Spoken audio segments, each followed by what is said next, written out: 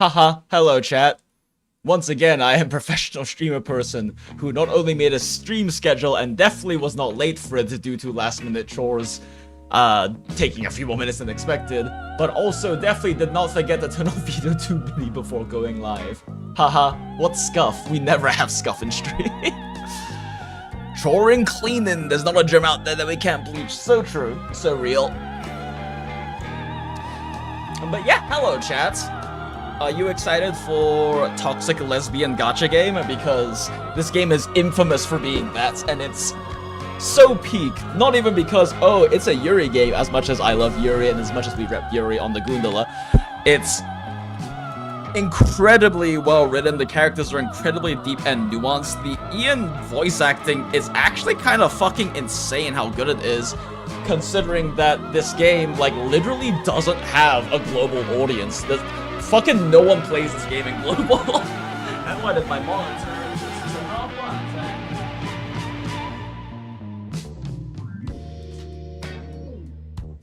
Ah, yep, it got unplugged. Yay! What's scuff? We only have clean professional streams here. Shit, I am also definitely a professional streamer who remembered to post this on Twitter and in Mathalos. Ha ha ha ha ha ha ha ha ha ha ha ha ha ha.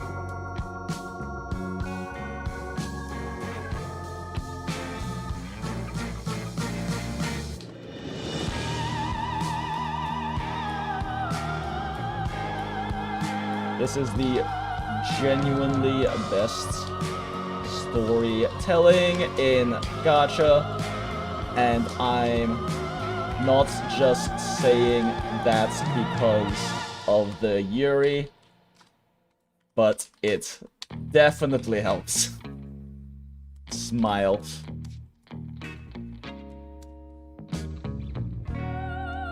And my dumbass didn't ping anyone. Yay, alright.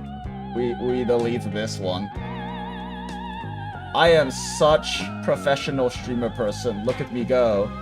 My first ever actually scheduled stream in my first ever stream schedule, and I definitely wasn't late, and I'm definitely not still spending time doing the things I was supposed to do as soon as we went live.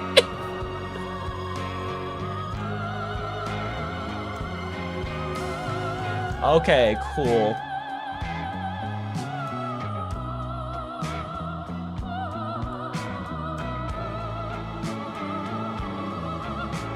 Okay. I have been, like, really wanting to play this on, stream, though, because this game really does not get any fucking, like, visibility at all. Like, even including chatting with people on fucking Discord or in stream chat or things like that, I've only met three other people, two in, like, chat/Discord, and then, like, one who doesn't even count, really, because it was at the Artist Alley at AX, and they were a Path to Nowhere fan artist, so, duh. But, like, this game has no fucking visibility in EN. It's fucking crazy, and this game is, like, incredibly cult successful in China. Damn, I need to get back into this game. Left the game on the previous anniversary. Ugh, you just missed, like, the current anniversary by a few days. Legit no advertising, or sorry, major advertising? Yeah, they have been doing a tiny bit more. But yeah, no major advertising, and the funny thing is the advertising they did have back in the day, and the advertising I saw that got me looking at the game was, like, really shit Gooner baits. Like, really bad Gooner bait that wasn't even anywhere representative of the game. Like, there was one where I remember seeing it, and that was not the one that got me interested in it. Like, what the fuck is this shit? But it's, Ariel. It's her interrogation, but I don't even know if this was a thing back then, because it wasn't when I started playing, but it was an interrogation where they were, like, poking her and, like, tickling her with a feather and stuff. Like, what the fuck is this Gooner shit? Why is she, like, in a cell in the chair? And then I saw something much more, like, YURI coded. I was like, okay, wait, let me look into this real quick. Like, oh, this actually looks kind of interesting, and I really love the art style. And it is a gacha game mostly full of, like, sexy lesbian hags and onaisans. There are very few like teenagers and kids in this game. Yippee, my favorite gacha. Let's go, Blackest Rose. You have a great taste. You have actually peak taste. Is that what the Smirky gif is from? Yeah! Yeah, that is what the Smirky gif is from. These arts are so fuego that one pilot's AOT like a tire. Yeah, no, like, I mean, you're just, like, what you're seeing here in the opening screen, this is 1.0 opening screen. They haven't changed this since 1.0. This is all from, like, their very first patch, and the art is fucking phenomenal, even on BlueStack's kind of lowering resolution a little bit. This game is, like, genuinely incredible, and it's tragic it doesn't get a lot of visibility, and I'm gonna be able to do very little to increase its visibility because I am now a tiny streamer who does this for fun as a hobby and is lucky to break 30 viewers smile. And that's generally when I'm streaming something more popular, but I don't know. It's great to see that, like, Wuthering Waves, ZZZ, more recent patches on HSR are, you know, really getting into their groove with the writing and especially like the story presentation, the storytelling. Because when I say storytelling, I don't just mean like the plot and the writing and the dialogue. I mean how it's presented to you. And despite Path of Nowhere being a like visual novel style, its story presentation is superb. Like actually peak. I like a lot of different gacha games, and every single one I play is well written at this point. Like that is a very important factor for me, is it has to be well written. But the absolute best storylines I've ever experienced, not just in gacha games, but in games, have been in this game. And like, I adore like the ups and downs of like Kiana Mei in Honkai Impact 3rd. I adore Punishing Grey Raven's storytelling, especially in like Chapter 17, Surviving Lusum.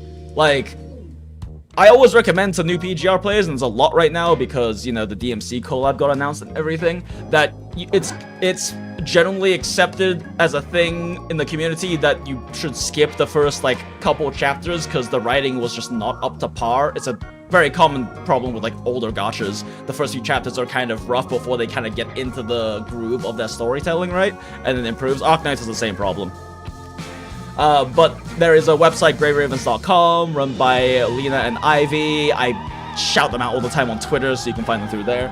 But they have greyravens.com, which have like nice little story synopses, so you can skip those early chapters and read the story synopses and everything, right? And then the general community recommendation is start at Chapter 8. I personally like Chapter 6, but Chapter 8 is where the writing quality really starts kicking off. But if you skip Chapter 17, Surviving Lusum, I am going to disown you and your entire family and all of your future generations. You don't skip Surviving Lusum. It is hands down one of the best chapters in just gaming writing, much less like gacha game writing. And like, I'm very big into storytelling and narrative games that really make use of the medium as a way to tell stories that can't really be told in other mediums the same way. Because video games have the highest potential, and I wouldn't even say in my opinion, just factually speaking, they have the highest potential for storytelling because you can do everything, use every technique you have in film, in TV, in writing, and all that kind of stuff, but you have the additional layers you can add in of having that player immersion, as well as having them have that level of control, or even giving them a lack of control, because that can also really set the pace and set the atmosphere for a certain story point, right? Like, there's various games that have done that really well, like Nier Automata, where you have moments where you lose control, and that loss of control is part of the story experience. The Ariel ad was there since launch. That shit is completely ass. Lamau. Yeah, no, it wasn't great. It was not great, but I'm so glad I gave this game a chance, because like it is superb. Like, this is on a lot of my streams, I'll be chatting about, I'll like just end up yapping about like, you know, storytelling and story presentation. I did that a lot with the Honkai Star Rail story we're playing through the past few streams, because 3.0 and 3.1 were kind of disappointing from a storytelling perspective. The lore and the dialogue and the interactions were very interesting, but in terms of how they presented the story, as in how dynamic the shots were, as in how much they actually managed to convey the atmosphere and emotion in a scene, was completely lacking. That nice scene in 3.0 where he looks at Castris and says, despite all of that, will you still weep for me? Like, that should be one of the most emotionally impactful and just beautiful lines in all of Star Rail's writing, but the delivery was just not there, and that's genuinely tragic, because I know what MiHoYo can do because I play Honkai Impact 3rd. And they have some storytelling moments where I have a really hard time crying. It's also something I'm proud of. Why is my brain that's just really bad about that? And like, Honkai Impact 3rd is one of 3 games that have ever actually made me cry. The storytelling is superb, especially in like a lot of the really emotionally resonant and like later parts. There's a reason why like Himiko is so beloved, because her cinematic, the final lesson, was just absolutely beautiful and heart-wrenching and crushed the entire community into cope for years. Yeah, the cast story. So that's also why I bring that up, is because in 2.2, it got a lot better, right? The cast story actually did something I was commenting on the entire time we were going through it, because we went through that like 2 days ago. I was commenting on it like the entire time that like in the lead up to the Netherworld and everything, they actually did a really good job with selling the atmosphere and the emotion, selling like all of the grief and everything that was laden in just the story, and it was incredibly beautiful. It was incredibly good, and it was very exciting for me to see, because again, I've seen what they can do in Honkai Impact, and then that was the closest they have gotten to that Honkai Impact peak level in Star Rail so far. There's a few scenes with Acheron that are along those lines as well, but I'm also biased towards that because I'm a massive Yai, Raiden Mei simp, and Acheron being like her XP and also being like the tall, sexy woman version of her, and also being incredibly nihilistic, which resonates a lot with my brain. I'm definitely biased on that one, but I can definitely say 3.2. Did I say 2.2 earlier? 3.2 story has done a really good job upping their game in terms of that, and I'm excited to see more of it. And ZZZ is the only like other one that actually has hit those kinds of peaks that Impact has hit. And also Gun Girl Z, but it's hard for me to like, I literally can't play that one. It's owned China only because they closed the EOS Global in 2021. So I can only like, you know, look at stuff on like YouTube and shit like that currently. I'm trying to see if I can find some like, a proper resource. Hoyo stands might actually have something to like actually see the GGZ story, because I know that stuff is like very famous for being beautiful too. But yeah, I feel like this game will work better with maybe WUA type advertising or something. Yeah, I mean the thing is like, they can do Gooner bait and especially do like YURI Gooner bait with this, right? But still also express how deep the characters are and how gorgeous the artwork is in this. Because this game has absolutely gorgeous artwork. And it's a really refreshing change of pace because it is still heavily anime stylized, but it has a strong degree of realism to it that gives it a much more mature vibe, for lack of a better term. And is really well executed. I mean, this is the event story we're going to be going through, because I actually was taking a break from Path to Nowhere when Quixotic Troop came for the first time. Haha, funny. But yeah, it's incredibly good. The Ian voice acting especially is insane. As someone who plays a lot of gachas, except Lost Belt 6 from FGO, I don't think I've witnessed something better than the Eternal Nightmare story. Like, yes! Eternal Nightmare is so good. I will still say that Rainburst is my absolute favorite, but there's a lot that come really close. Rainburst, as well as Diddy Night Song. Those two especially just hit so fucking hard for me.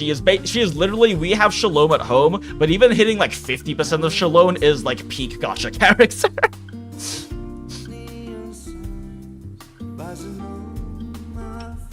Acheron is gender. I don't know what you mean by that.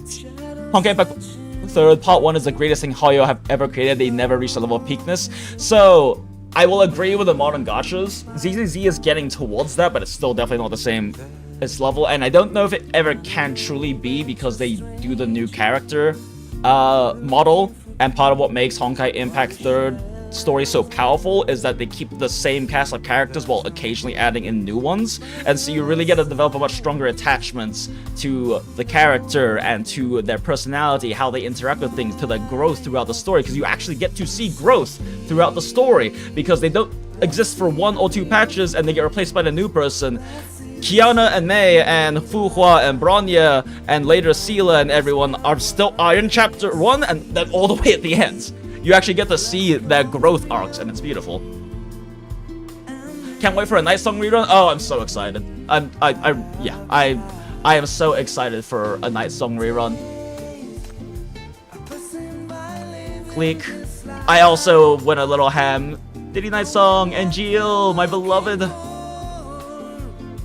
And I don't know, it's very different in this kind of a game where, like, I mentioned, you know, my beloved, or like simping for a character or something, because it's never a shallow thing with Path to Nowhere. Path to Nowhere's writing, like I said, is incredible, and it ends up, and that means that it's not necessarily a, what the fuck? Hold up, what? Oh, interesting. Huh. Interesting. If I click off the screen, I click off my main monitor, it actually like kills the Streamlabs feed. Weird. All right, whatever. I heard lesbians. Where? Here you go. Okay, I've already shown you a bunch of them, Michelle. But here, Mish, like this is like Zoya, the classic mommy, like Domi mommy character. I know for a fact I've shown you her as well as a bunch of her skins before. Zoya is like the true peak Domi mommy type. No, you haven't. Fuck you. Like half of my all of my pings at you are to show you like butchy Domi mommies. You also get to hear that VAs grow into their roles over time, which is pretty amazing. Yeah, no, definitely. Like especially with the main storyline, it's great. But yeah. Wait, Shalom got a new skin, your game background? Yes, she did. In this most recent anniversary, they added a new series of skins, and the Shalom skin is so incredibly peak. And they did a really neat thing too, actually, because all of the skins for this patch, like, I didn't get the Hestia one, but I got the Bianca one. Who else? There was like 2 more. I didn't get the Hestia one, but the Hestia one, like, is very cute, right? So it's kind of like a Chinese Lantern Festival mythical creature sort of thing going. Alright, Cabernet, yeah. Cabernet also got an incredibly peak skin with it. But it was particularly interesting for this anniversary because all of them were canonically in the story. Every single one of these skins, basically, like, you go up to, you were kind of like going on this like cute little 2D side scroller, like chibi character sort of thing, and one of like the little like demons, for like quote unquote, that you talked with was like a little ghost spirit who enjoyed telling like stories from like distant lands, and every single one was a story that talked about the skin and talked about like the lore and background and like the universe the skin is from. Like Shalom's in particular, I mean, they only have like a little bit in here, but oh. Alright, in a second I gotta actually BRB super fast to talk about laundry, but the ebony moon rises from the crimson sea, casting its glow upon your path. I've always known you'd find your way to me. And so like the backstory behind this particular skin was that she was this demon queen, demon mother, that birthed humanity, and you end up being one of the ones who actually who can reconnect with that and find your way back to her through all of the struggles and wars of time and space, and then you have like a beautiful, touching moments together before you have to leave, and it's very interesting. They wrote like little mini storylines for all of these different skins. This was just funny because it's Bianca getting shit-faced at a fancy party. Like, it's just her getting absolutely wrecked at a fucking party. Hestia's was very cute as well. Little lantern maiden sort of thing going on. You have never pinged me, trolls, sir. Shut up, Misha. Daily Night Song should rerun when the next story chapter comes out. Oh yeah, no, it's a bit overdue for a rerun. Unfortunately, we just had a Rainburst rerun a few patches ago, so it's gonna take a second, and I still think it's like actually fucking peak writing. I still watch that shit on YouTube sometime. It's so good, and Shalom's dialogue and voice acting performance is incredibly good. Like, Shalom is like if you were to take the whole concept of like the mastermind, femme fatale manipulator, like, you know, your Makima kind of bullshit, but actually write them incredibly well, make them actually genuinely very intelligent and very good at manipulating adult women and not teenage boys, like she does, like Makima does when she grooms fucking Denji, and actually manipulate adult women by properly aligning their goals together and giving them strong arguments and offers that are hard to refuse. Like, she's a fucking brilliantly written character, and there's a reason why I got 5 copies of her.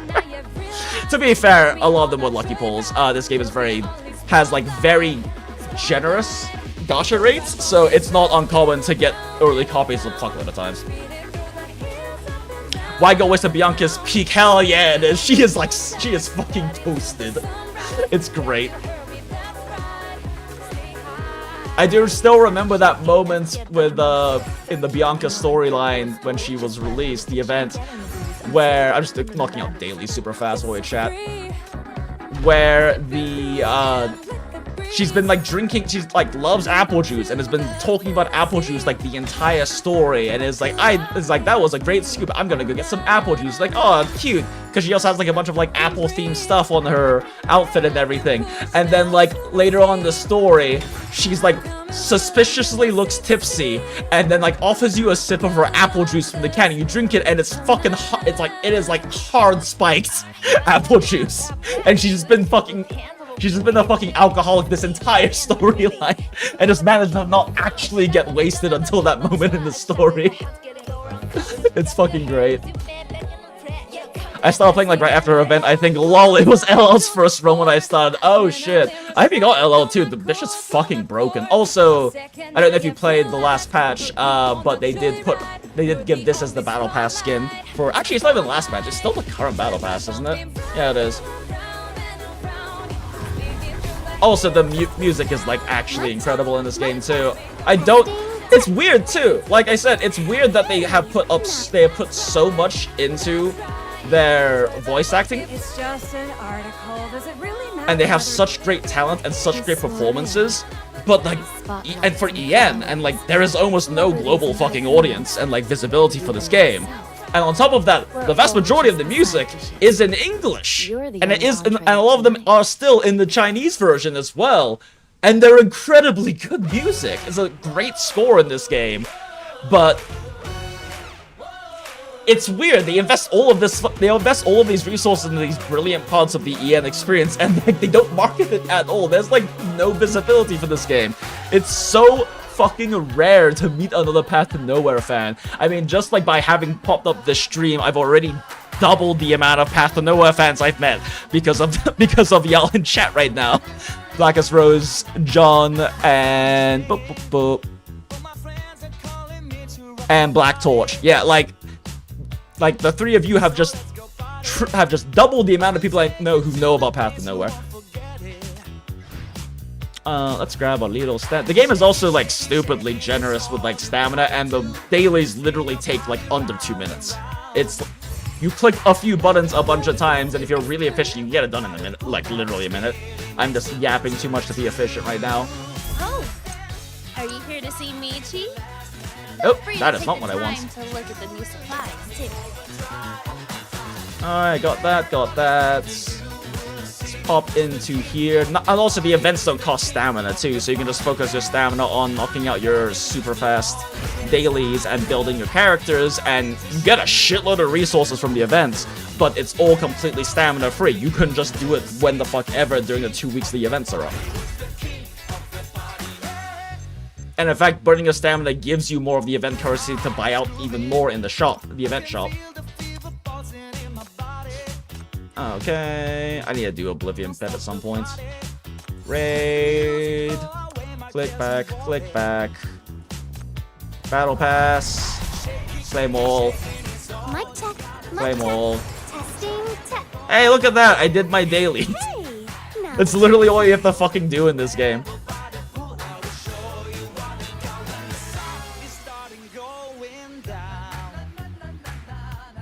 I'd say it's weird to get a character above 50 pulls. Yeah, no, I mean, it genuinely is. The base rate for a character, for an S rank in this game is 2%, and the pity starts ramping up really early. So it is, like, genuinely a statistical anomaly to not get a S rank before 50 pulls. I think it's been, like, actual years since you stopped by. Oh, it's good to see you, Blackest Rose. I love that they added HRT to the shop. Thank you. Yeah. Oh, I mean, Aizo's fucking goated. Aizo's fucking goated, and like, one very interesting thing about Path of Nowhere too, because like, obviously, like, you know, I am a more mask presenting person and everything. I have a much like deeper voice and that kind of stuff. And I'm the gondolier of the Gundala over here. Welcome to the Gundala, by the way, everyone who's new. We love hags here.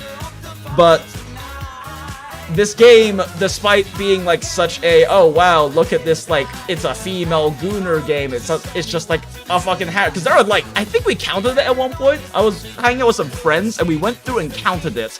And I don't know if I can actually find the actual number, but there's like 7 guys in this game. There's like literally 7 guys. There's like, I think like 16 or something under 20 like teenagers in this game. And then fucking everyone else is like either a younger Onesan, like mid-20s, an older Onesan, like late 20s, or they're a fucking hag. It's peak. It's so great. I love sexy adult women, and this game gives you that in fucking droves. Oh, weird. It's having a hard time. It's having a hard time flipping.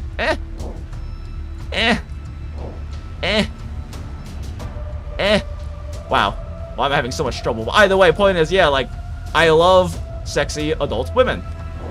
They are my favorites, and a very often underserved demographic in gacha games, generally speaking.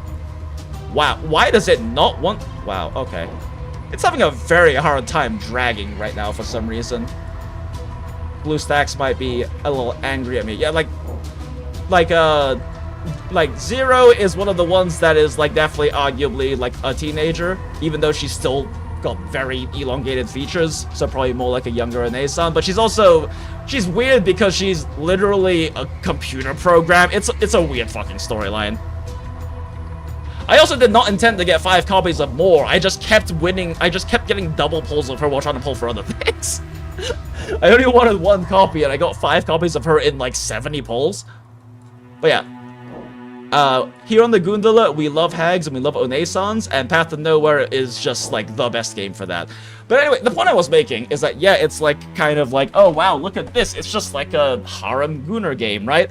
Except for the fun thing, in fact, can I actually pull up the tweets? Yeah, give me 1 sec. Oh, this is annoying. Oh, wait, no, it's still fine. It just, like, blacks out for a second if I click off. Okay, let me see if I can find that tweet. I did save it. Because, this is very important.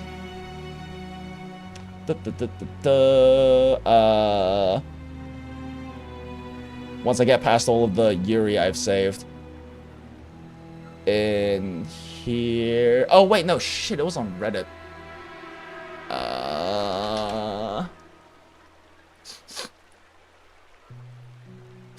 Let's see here. Ha! And immediately Path of Nowhere is on my Reddit. Oh, where the fuck do you see your saved things in? Reddit.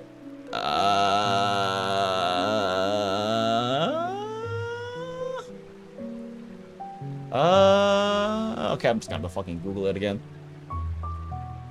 Gacha games male to female ratio. Okay, yeah, here it is. Okay, yeah, so this is because we don't have like official data on demographics, right? This is basically like one way that someone tried to figure out how to basically estimate the male-female ratio, which is basically based on the TikTok based on like the followers for the official TikTok accounts, because TikTok accounts do give you, or TikTok does give you gender ratios and demographics for who is following whatever, right? So basically this is one of the ways that someone has tried to kind of ascertain what the male to female ratio is. And so, I mean, most gacha games, you take a look, like, yeah, it's mostly gonna be like 80 to 60% male and everything like that, right?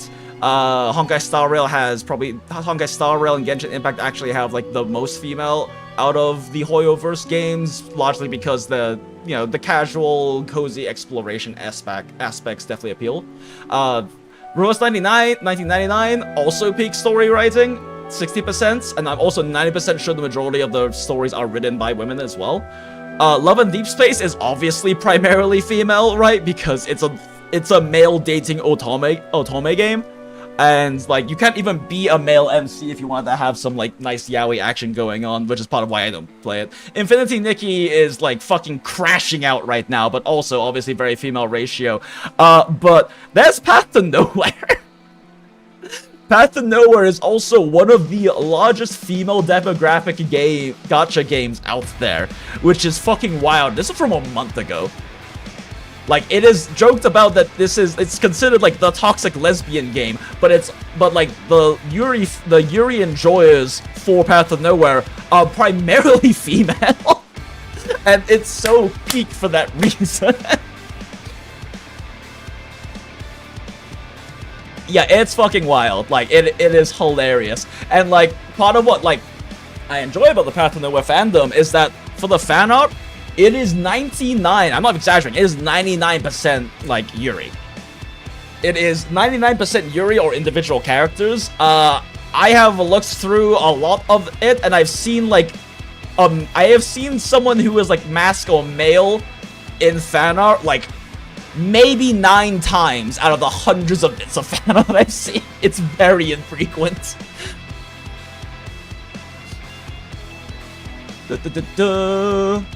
Oh yeah, I keep forgetting to borrow friend sinners for event stages that send free friend points. Yeah, I'm really bad about that too, honestly.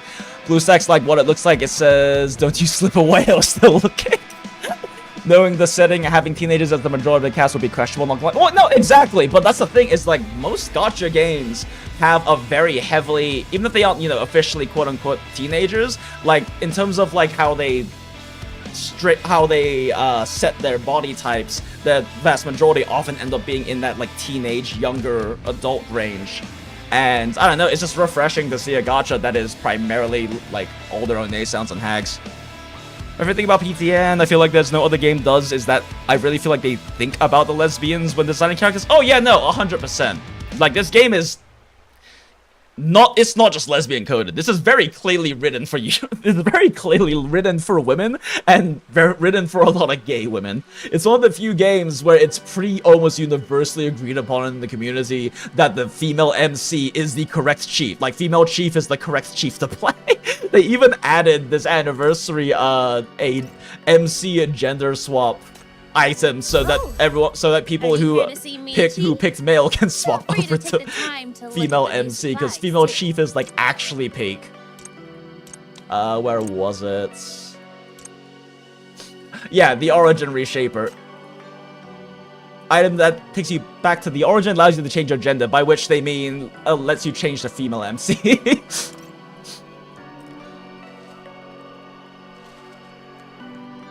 Glad to finally have more space on my phone. We'll reinstall PTN until Etheria restart launches. Yeah, fair. It's so good. And like, PTN's like so generous too. that like you can just skip. I've skipped patches because I was just like too busy with other things in my life before, and they were like reruns of events I've done before, and it shits out pulls. Like this game shits pulls out at you. Also, the Raven Week is peak, but yeah, it just shits out pulls at you. So you can just come on for an event, get a shitload of pulls, and then just pull the character that's on banner, and then fucking leave until you see another character you care about coming out. I saw the ads but never learned what the actual gameplay is. It is very heavily Arknights inspired hero tower defense, but with a much bigger focus on mechanics and timings, because you actually can move the characters when they're after they're placed on field. And it's actually a very important mechanic that you need to move them in most situations. There's even fucking animation canceling for like the hard molders out there, but that's a little extra. Yeah, lol, Cinnabar having woman troubles. Yeah, so I don't know if you know this, Blackest Rose. It is a hilarious thing that Cinnabar, for those who don't know, is, let's see, yeah, right here. Cinnabar is like a canonical lesbian. Like, she is very flirtatious with women, and she is straight up known in her profile and her, interrogation, which is like the backstory, because you're interrogating these characters and making sure they interrogating these characters because you're the leader of the government's bureau that is in charge of making sure these people with special powers don't go wreak havoc and shit like that. So it's just basically how they do the character backstories. But Cinnabar is like canonically super butch lesbian who has a lot of female fans, and she has to answer like fan letters and shit like that. But a fun thing is, in her interrogation backstory, it's like a little cheeky thing they did, right? But if you're playing like female chief, then she, at one scene where there's like a bunch of people and crowds and stuff, she's like frantically looking for you to make sure that you're fine and everything, and she's like so relieved when she is and kind of flirts with you a bit. But when you're playing the male MC, she turns around to the crowd and immediately sees you because of how tall you are and walks up and he's like, "Sup, bro?" It's fucking hilarious. She's a god-honest butch. I love her. Exactly. It's so good. Have you seen the CG differences for BB's event? Master Chief gets pinned down and clenches his fist like he hates it, fam. She looks so right. Yeah. It's so peak. I love it. Paper games, Trinity of free female players, lads, PTN, and IN fair. Although Infinite Nikki's having their whole bullshit right now, so who knows how that's gonna go. So this is like lads, but it's for ladies? Yeah. Yeah, basically. Except for, like, it's not an otome game like Love and Deep Space. Love and Deep Space is, like, a straight-up dating sim. That's the entire focus. They have a very small cast of male characters that you go on dates on and build relationships with and, like, grow to love more and more. And all the new things to pull are just, like, different versions or, like, different outfits for them, basically. With, like, different combat skills, but the combat isn't super deep in Love and Deep Space from what I've seen from, like, people talk about and reviewing it and stuff. But yeah, anyway, that's 40 minutes of yapping about how much I love this game and how good it is with literally nothing happening. So we should probably do a thing, right? Should probably do a thing. Real quick, I need to step out for like a very quick second to swap up my laundry. So we're gonna put up a brain rot background BRB.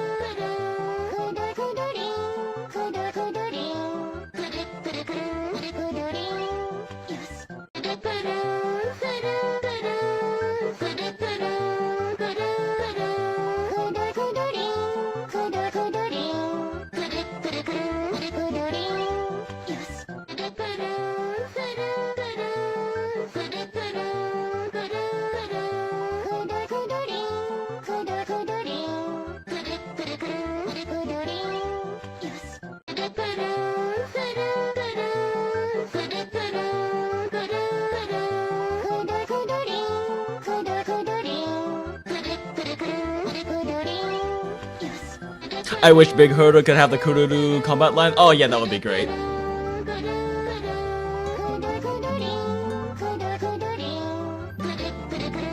Oh no, it's the song!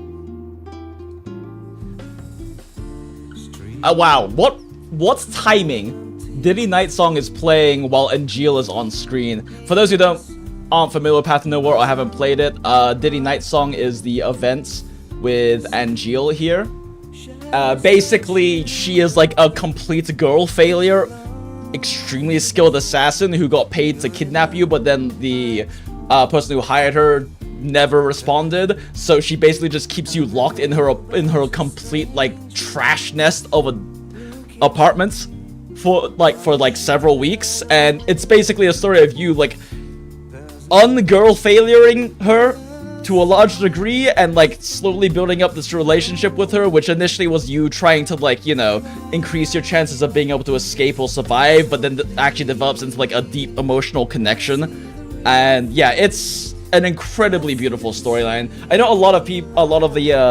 some parts of the community didn't enjoy it as much because it was a lot more, it wasn't as like action packed as like a lot of the other storylines, because you were just basically, you know, doing the whole domestic thing with this girl failure assassin whose life you were slowly starting to change in very good ways. But for me in particular, it was such a powerful storyline because of that being like the thing I missed the most, is that like daily domestic life, just a little daily moments with someone since Jenny and I got divorced, and it helped me grieve a lot with that, I guess. I mean, Jenny and I are still like very close friends, we still talk a lot, but TLDR is I want a kid and they realized they didn't, and I always knew they were on the fence, just kind of hoping they'd land on the other side. But I don't know, it was an incredibly touching story to me for very personal reasons. Stray Cat wants and needs love, true. I'd pay Eisner to let me marry Granny Coco. Yeah, okay, fair. My Coca Leak is not super well built. I mean, this is what she originally looks like. Actual Granny, though. Leader of the Garden, which is like an assassin organization filled with attractive Asian women that Coca Leak has mentored each of them individually, and they will give her like 7-person massages. Girls living it up. Yeah, oh my god, lol. I can't believe they made a tower defense game with tech skill. Yeah, it's fucking crazy. She and Chelsea got me to stop playing. Oh, interesting. Yeah, there wasn't a character in specific that got me to stop playing this game. Although I did stop playing on Drea's patch, and I did love her storyline in the roguelike and everything like that. I did really enjoy it. I'm very much into the kind of like cosmic horror, cosmic horror, like ethereal, existential concepts and storylines, so she really like hit it well for me when I first started playing. I mean, there wasn't any particular character that like really screamed at me, and none of them, like, all of them are really good and I enjoyed a lot of them, but none of them really did until like Shalom and Rahu, where I was like, okay, this is insane. Like, it's insane how good Rainburst is, which is like the two-part event that covers them, and Shalom shows up in later things and even the main story and stuff later. But like, yeah, to give you an idea, because I've been glazing. No, go back to Shalom. My job is to fix mistakes. I've been glazing. God, that voice. For help. That voice performance is so good. Formulate plans, but I've been glazing Shalom like this whole time, but it's not just a me thing. Like I said, this game has very little global audience, but in 2023, sorry, Waybo Game Awards, in 2020... Wait, you should be cautious out there, Chief. No, it was 2024. 2024's Waybo Game Awards, which is like their the big Game Awards thing that happens, like Oscars level stuff that happens in China. The Path to Nowhere made it into the top 10 games of the year alongside fucking League of Legends. And Shalom won the best female character in gaming for that year, which was fucking crazy. Like, the cult following in China is crazy for this fucking game. When I found out about the Perishing Stars, so looked in, oh yeah, no, the lore with the Perishing Star and how they have it interact with different storylines is really interesting. Male Toxic Yuri, enjoy a present. Hi, Ryan, how you doing? It's funny, though, because you just missed it, Ryan, but we were also talking about how, once this resets, we were also talking about how, like, yes, it's like toxic lesbian game, but it's also vastly a female dominant community, like an it's primarily female community, and like it's very interesting because it's a Yuri. It is like a very heavily Yuri game, right? Like they are not trying to be shy about the lesbian coding, but it's very clearly like written with actual lesbians in mind, because the writing is not, it's not just lesbian coded, like it is very intentionally for that demographic, for like the female, for like the what are they called now, Himadanshis. No, Himadanshi is the male, Himijoshis, the Himajoshis and whatnot, and it very much shows in the community fan base for this game. Like, it's actually incredible. I thought it's player-based count, but it's just player-based ratio stats. Oh yeah, no, that was just ratio stats. I mean, it's not 100% accurate because we don't have their actual demographic data, but that one's based off of the accounts that follow the official accounts on TikTok, which is at very least a comparative metric you can look at. Himajoshi reporting in. Let's go, Blackest Rose. I'm a Himadanshi, but you know. None of the characters come close to my GOAT EMP except Hestia, but that's because she's my baby, so it's something else. Ah, fair. Fair. I have personally never really gotten the EMP love thing, but I know that she is one of the most beloved characters in the entire game. I have personally never really understood it, but I also haven't played her interrogation, and like her time in... I mean, I've seen like a bunch of her like interactions in like the base, right, and everything like that. I don't know. I guess I just never gotten it, but I do know that she is one of like the top fan favorites. Like, a lot of people really love EMP. It's just not really, I guess she's never appealed to me that much because I'm much more into like the tall, sexy adult hags in this game than anything else. I am a hag-loving hag who loves hags who love hags, and there are a lot of hags who love hags in this fucking game.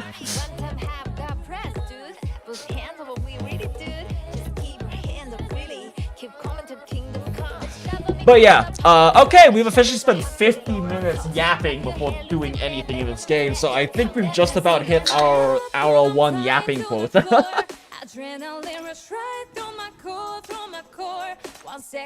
Before that, though, words have a natural power. We need to hear some of Raven's voice acting. Every pulse becomes my resistance against this world.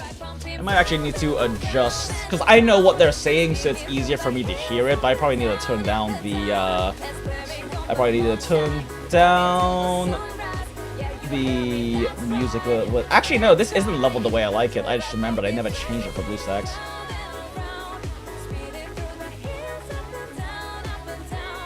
It's around 60 video, I run like 80 voice. Sound effects 60 because it's important for the combat, and then music around 45? I think that's about how I normally balance it out. Also, I will say one thing about Path to Nowhere that's a big L. Why the fuck is the gift pack redemption for gift codes literally above the delete account button? Like, why is this a thing? Who the fuck thought this was a good idea?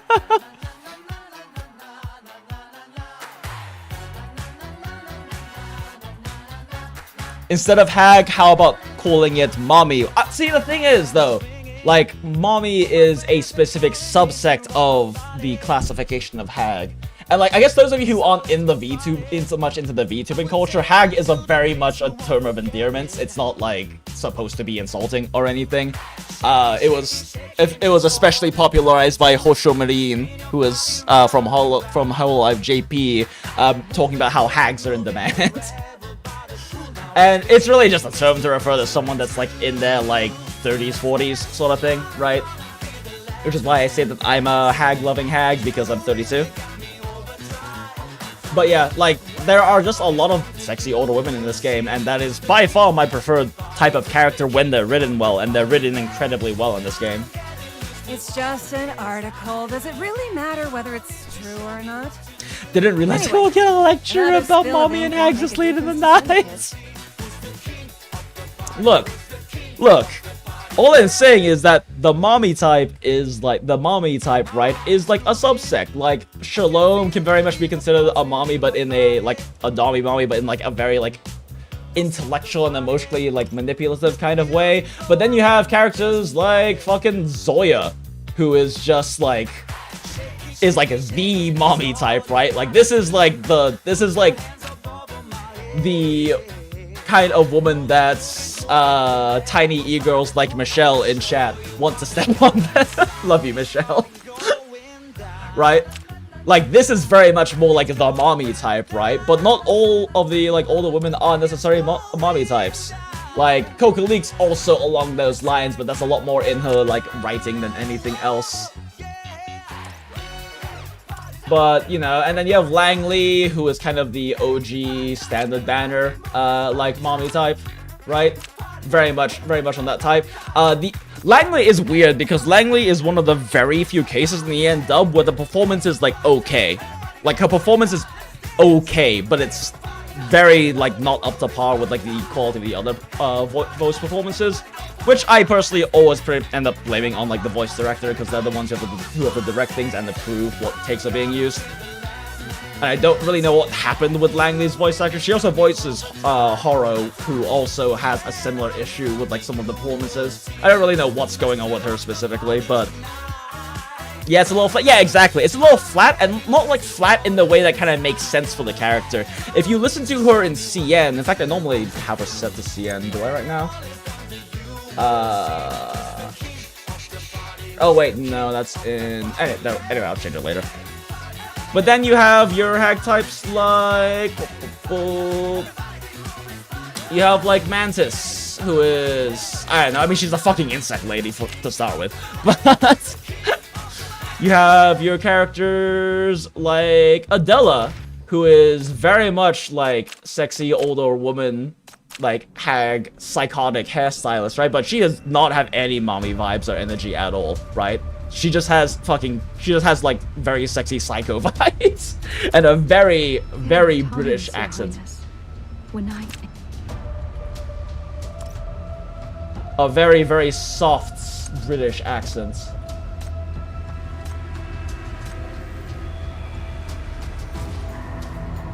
Welcome to my tower. It is a great honor to have you here, Your Highness.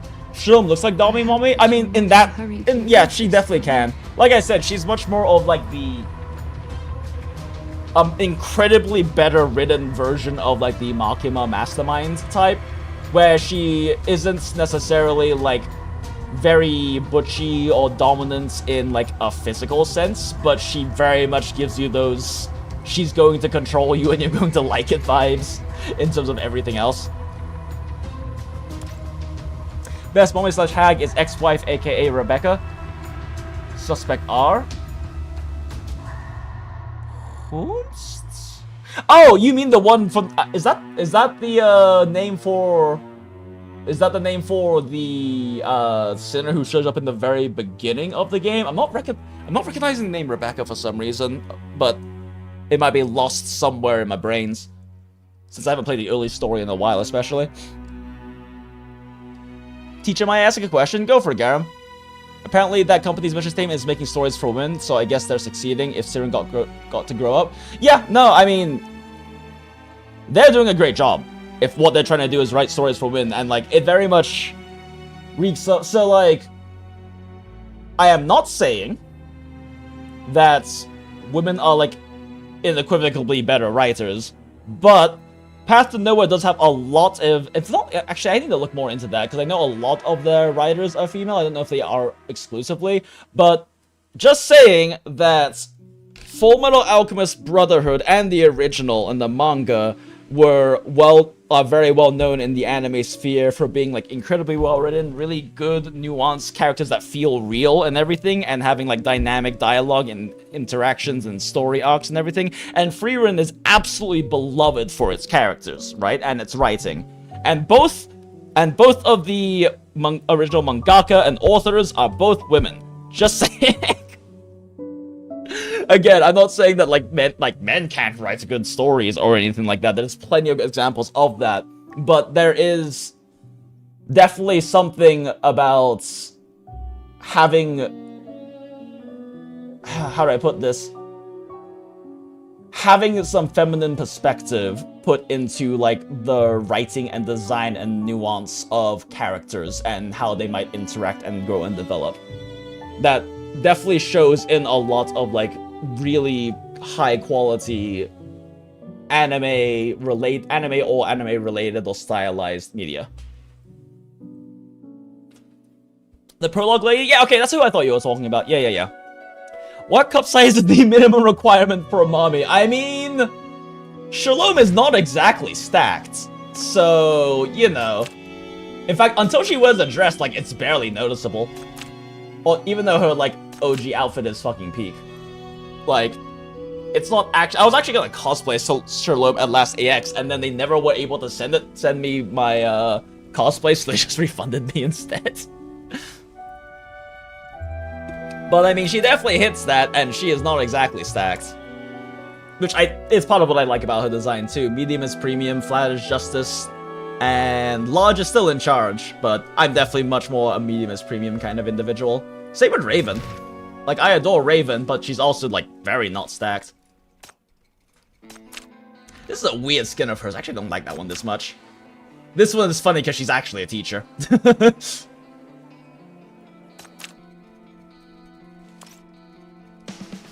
Dumpling Duck is a great writer, but she really needs to sleep a lot more with the effort she puts in the game.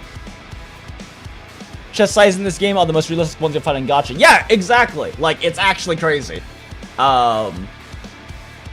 I can't even think of a single character that has, like, an obscenely crazy chest, right? Like, more is on the larger side, but this is still, like, what? I don't know. This is still a very realistic, like, large chest size for someone, but it's not anything particularly obscene, and also doesn't really kind of fit her figure and body type. She's just a curvier woman. Yugu's a new character, and Girdle is flat, but like a very like tall Asian, like Chinese-inspired storyteller character. And now you look through, and there's really no moments where you're just like, damn, that is like a lot of booba. It's just kind of like, oh yeah, that's like 11's probably the most along those lines, but she also is specifically wearing an outfit to highlight that, right? Like, she's very intentionally wearing a nightgown that just lets them hang out completely. Like, if you go to her other skins, it's actually really not that noticeable. It's more just about her outfit design. Plus, she's an ASMR radio host, so being sexy is kind of her thing. Oh yeah, also, when you were asking earlier about what's the minimum chest size to be a mommy, well, Cinnabar's mommy, and she's basically built like a dude, like, entirely. She is a canonically lesbian firefighter who has a lot of female fans.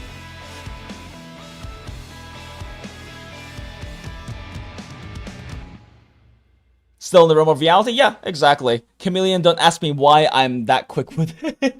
Chameleon is definitely along the lines of, like, one of the largest chests, and so is, like, 99. But she is, like, supposed to be, like, a big muscle, curvy woman, right? Like, that's her whole deal, is being, like, very big muscle, curvy woman. What the fuck is she? I have so many characters I haven't, like, leveled past 1. I don't know where Chameleon... There we are. I mean, even Chameleon is not that stacked, right? Like, this is, like, a very realistic size of booba. This one in particular is very noticeable. This is her most recent skin. But also, again, it's because the outfit is designed the way. She literally isn't wearing, like, a bra or anything. There is nothing stopping them from just hanging the fuck out.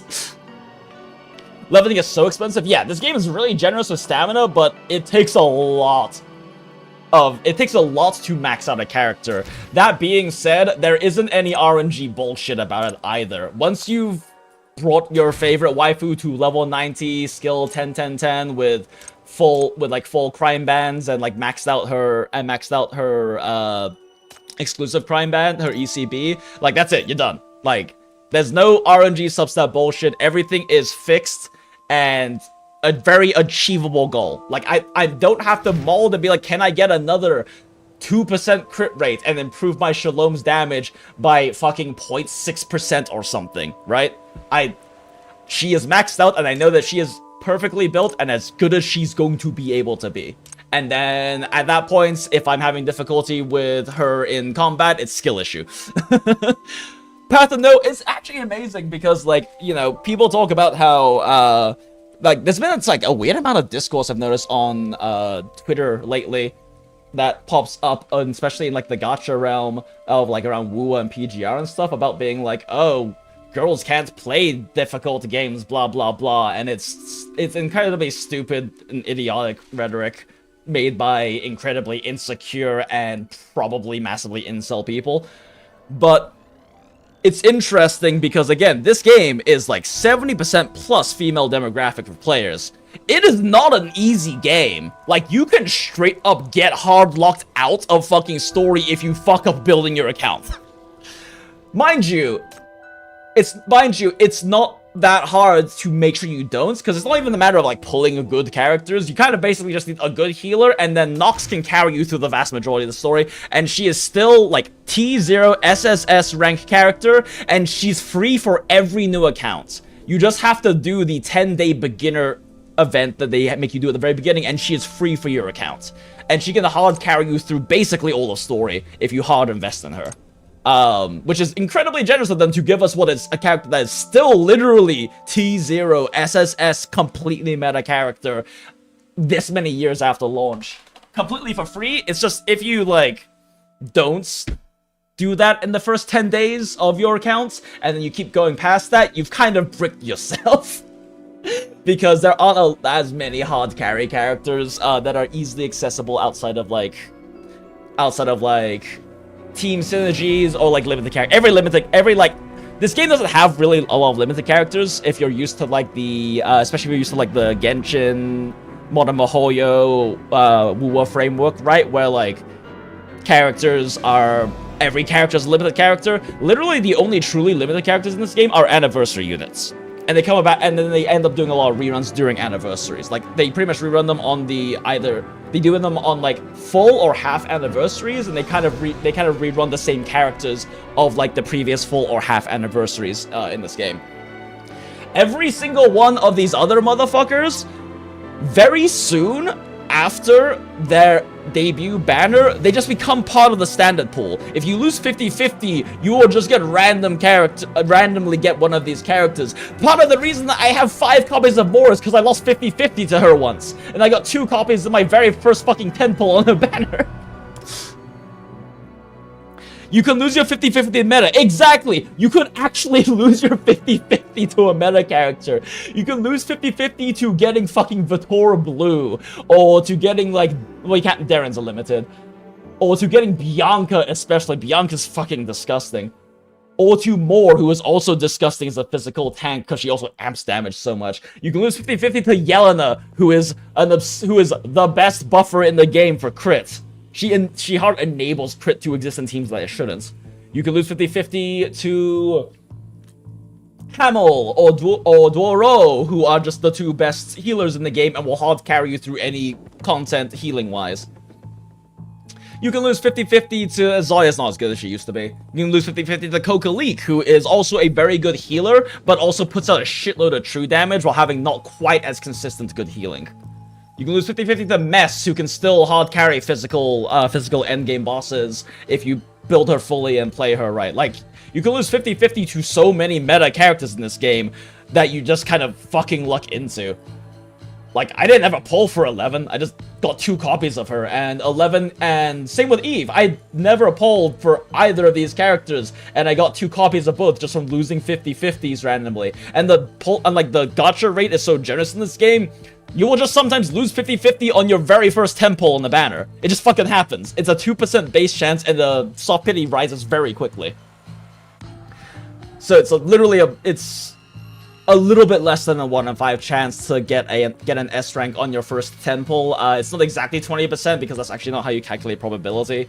You have to basically calculate, okay, there's a 98% chance of not getting a character or an S rank on the first pull. You take that 98% and then multiply it by another 98%, and etc, etc, etc. They're mutually exclusive events, so you just hard multiply them, but you actually have to calculate what the chance of not getting them on the specific pull is, because in the event that you get the pull and you can't just say like 2% every single time, because if you hit the 2%, you've already like hit the positive event you need in the probability. I don't know if I'm doing a good job explaining how probability works, but that's how you have to calculate things anyway. You got Yinging on your first 10 pull? Same! Same. Like, I also got Ying on my first 10 pull else, because like I was ready to have to like go in on Ying and like maybe get Yugu, and I got Ying on my first 10 pulls. Like, oh, cool. I guess I throw everything at Yugu. Oh, I got Yugu in 40 pulls. Huh. I guess I get another copy of Ying then because her S1 is really fucking good. Ying was very shy, she made you work for it. Oof, I'm sorry. You also 50-50 the S1 LL, and now I'm into pursuing S3. Hey, you don't have to get S3 late LL. It's just a very good idea. But it's also only really that good of an idea if you own Duro. Because, like, specifically, they are the most broken support synergy in this entire game. If you have LL at LL at S3. Is it S3 or S4 for LL, actually? No, it's actually S4. S3 is also good, but S4... So S4 LL and Duhuro. I don't think she needs any of them, does she? Well, okay, S1 is really good for speed running, but I believe... Wait, no, okay, you need S4 Duhuro as well, yeah. So it's the double S4 combo, but this is like the most broken support combo in the game by a big margin. Oh no, it's not even the ECB. It's not just. Oh yeah, I guess it is partly the ECB combo. But like, so for those who, even if you play the game, if you play Path Nowhere, you might not understand how this particular combo works. But basically, LL is a support character whose entire deal is giving energy to your teammates, which they need energy to cast ultimates while also buffing them at the same time. Which is why she kind of broke the game when she came out, because she completely changed how energy economy works in this game. Hard changing the energy breakpoints and energy economy in this game actually kind of literally breaks the game. So if she's used properly, like, she actually breaks the game. But anyway, point is, at 4 copies, so S1 gives her more energy with her ult. S3 gives her extra energy at the start of battle, and then when you use your chief skill, which is a whole mechanic, then she also gives an attack boost. But most importantly, S4, every single character's S4 gives them energy at the beginning of the battle, right? And for some characters it's great, for some it's kind of meh. For LL, this is incredibly broken because it allows her to use I believe 1.5 or 2 of her skills right off the bat to pump energy into your carry. And then keep in mind, this is the energy she gains at the start of the battle, and both of these at the start of the battle refresh if she dies and gets revived. And guess what Ro does? She fucking revives people who have died. Up to 3 times. And then, on top of that, when a teammate dies, because here's the thing, she also can kill them. Like, she doesn't just revive, she also can kill any of your teammates at any time, because her ultimate puts a healing aura on a character that also does a good amount of AoE damage, so it's like great for mobs clearing as well, which makes her a really good dual role character. Haha, dual role is dual role. But when she does it again on the, because she builds up the 2 charges, if she does it again on a character who already has the buff, it just fucking kills them.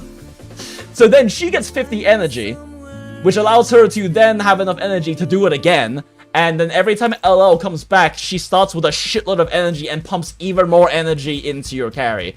Like the S4 LL and S4 Duro combo enabled like speedruns to kind of have to mold for like 15-second clear times to consistently hitting 7 or 8 seconds. Like if you can micro them hard enough with the right comps, you can straight up just clear like the hardest endgame bosses in this game in 5 to 7 seconds. It's fucking crazy. That's broken, what the fuck? Yeah, no, it's absurd. It is also a big investment unless you get hella lucky, right? But it is like by far the best like shackle investment you can make in this game is to get S4 Duro and LL if you are willing to push for those kinds of things, because it's a disgusting combo. It is a very skill intensive combo. You do have to have really good micro to pull it off, because this game is a very skill intensive game despite being a tower defense game. In fact, you know, let's just fucking show off some stuff real quick since I'm talking about the gameplay, but no one really knows what it looks like. Ah, fuck, I fucking hate Fire Bather. I'm actually not gonna score very well on this. I'm still getting used to the new meta team, which should stomp this, but for whatever reason, I'm doing something wrong. I think it's an issue with my Vator Blue. With my Vator Blue timing. I'm pretty sure I'm accidentally killing her stacks, but they also, and for someone who's played this game but hasn't come back recently, they added team presets you can set up that also change all of their crime brands. It's fucking incredible. It's so nice. It saves so much fucking time. Okay. Oh right, I actually have Yugu now. I didn't have my Yugu built Dear audience, initially. let me unveil this tale. How the fuck does this go again? Okay, yeah, everything funnels through here. It gives Yugu a nice single point. Yin Yang can handle that. Vator Blue needs to kill these early ones and maintain stacks. And Yelena being here will give Vator... Do I want to give Vator first? No, I think I want to give Yin Yang first and then buff Vator after. Because Yin Yang's going to be doing the initial damage for the team. Okay, yeah. So Yin Yang, the most recent... Oh, fuck. Yin Yang, the most recent character. Most recent anniversary character from the very last patch. I put it into super slow mode to make my life less painful. The smoke has risen. Gonna have to pump the door real quick. The end is nigh. Gonna have to pump her a bunch, actually. They also added this super slow mode, which makes it much easier to micro than it's been before, honestly, because it has not been... This normally requires insanely good, like, micro and timing to work. The smoke has risen. Now, play your heart out. I just realized I misplaced this Yin Yang one. That's gonna suck. I need to put one down. Well, I actually probably need to reset off that.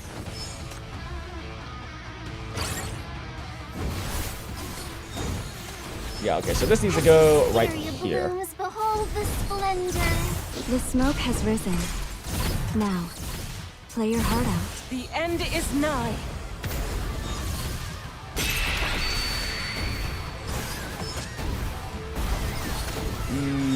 That might have been the wrong choice. The end is nigh. Wait, why does cores go away? Shit, I forgot what his mechanic is. Why does cores go away? Where the fuck is he? Show your face, you coward! Oh, there he is. Ah, his cores aren't open. Well, that's a throw. The smoke It's probably has fine. risen. Now, play your heart out. Enjoy the release. Bro, crit buff on her. The end is nigh. Oh? Oh, you gotta be kidding me. I can't land on all of them. Alright, let's go ahead and knock them. Oh shit, I could have funneled more energy first. I am power throwing this shit. Okay, Listen. activate ECB, big damage Rain. buff. The end is nigh. The end is nigh.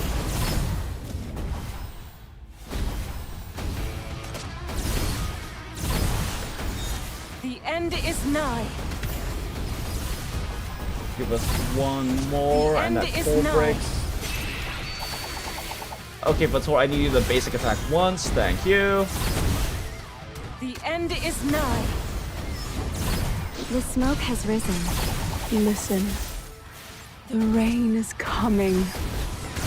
Enjoy the release. The end is Ah, nigh. fuck, he's back up. Of course he is. I couldn't get him down in one burst rotation. I probably need to, like... I might need to run healer list to make this. I'm fucking stupid! I didn't activate Yugu's crit buffs. Reset. I need a slow mode so bad. Yeah, it's really nice. They added this slow mode, but before, what you had to do is, like, it would slow down when you, like, select your ults and stuff like that, right? So you would have to do, like, what... You'd have to do this shit instead, basically. Right? And then we drag this, and then we pop this, The end is nigh. and then we smoke pop has risen. this, Now. pop this. So you have to be a lot faster with your micro to, like, end actually is get these nigh. things to go off the way you wanted them to, without the slow mode. Even then, still, The some of the smoke has timings for this risen. stuff are really fucking Now. tight. Play your heart out. Is this written in my fate? I accidentally used Duro's heal on herself twice. I was trying to aim for Yugo and I fucking up.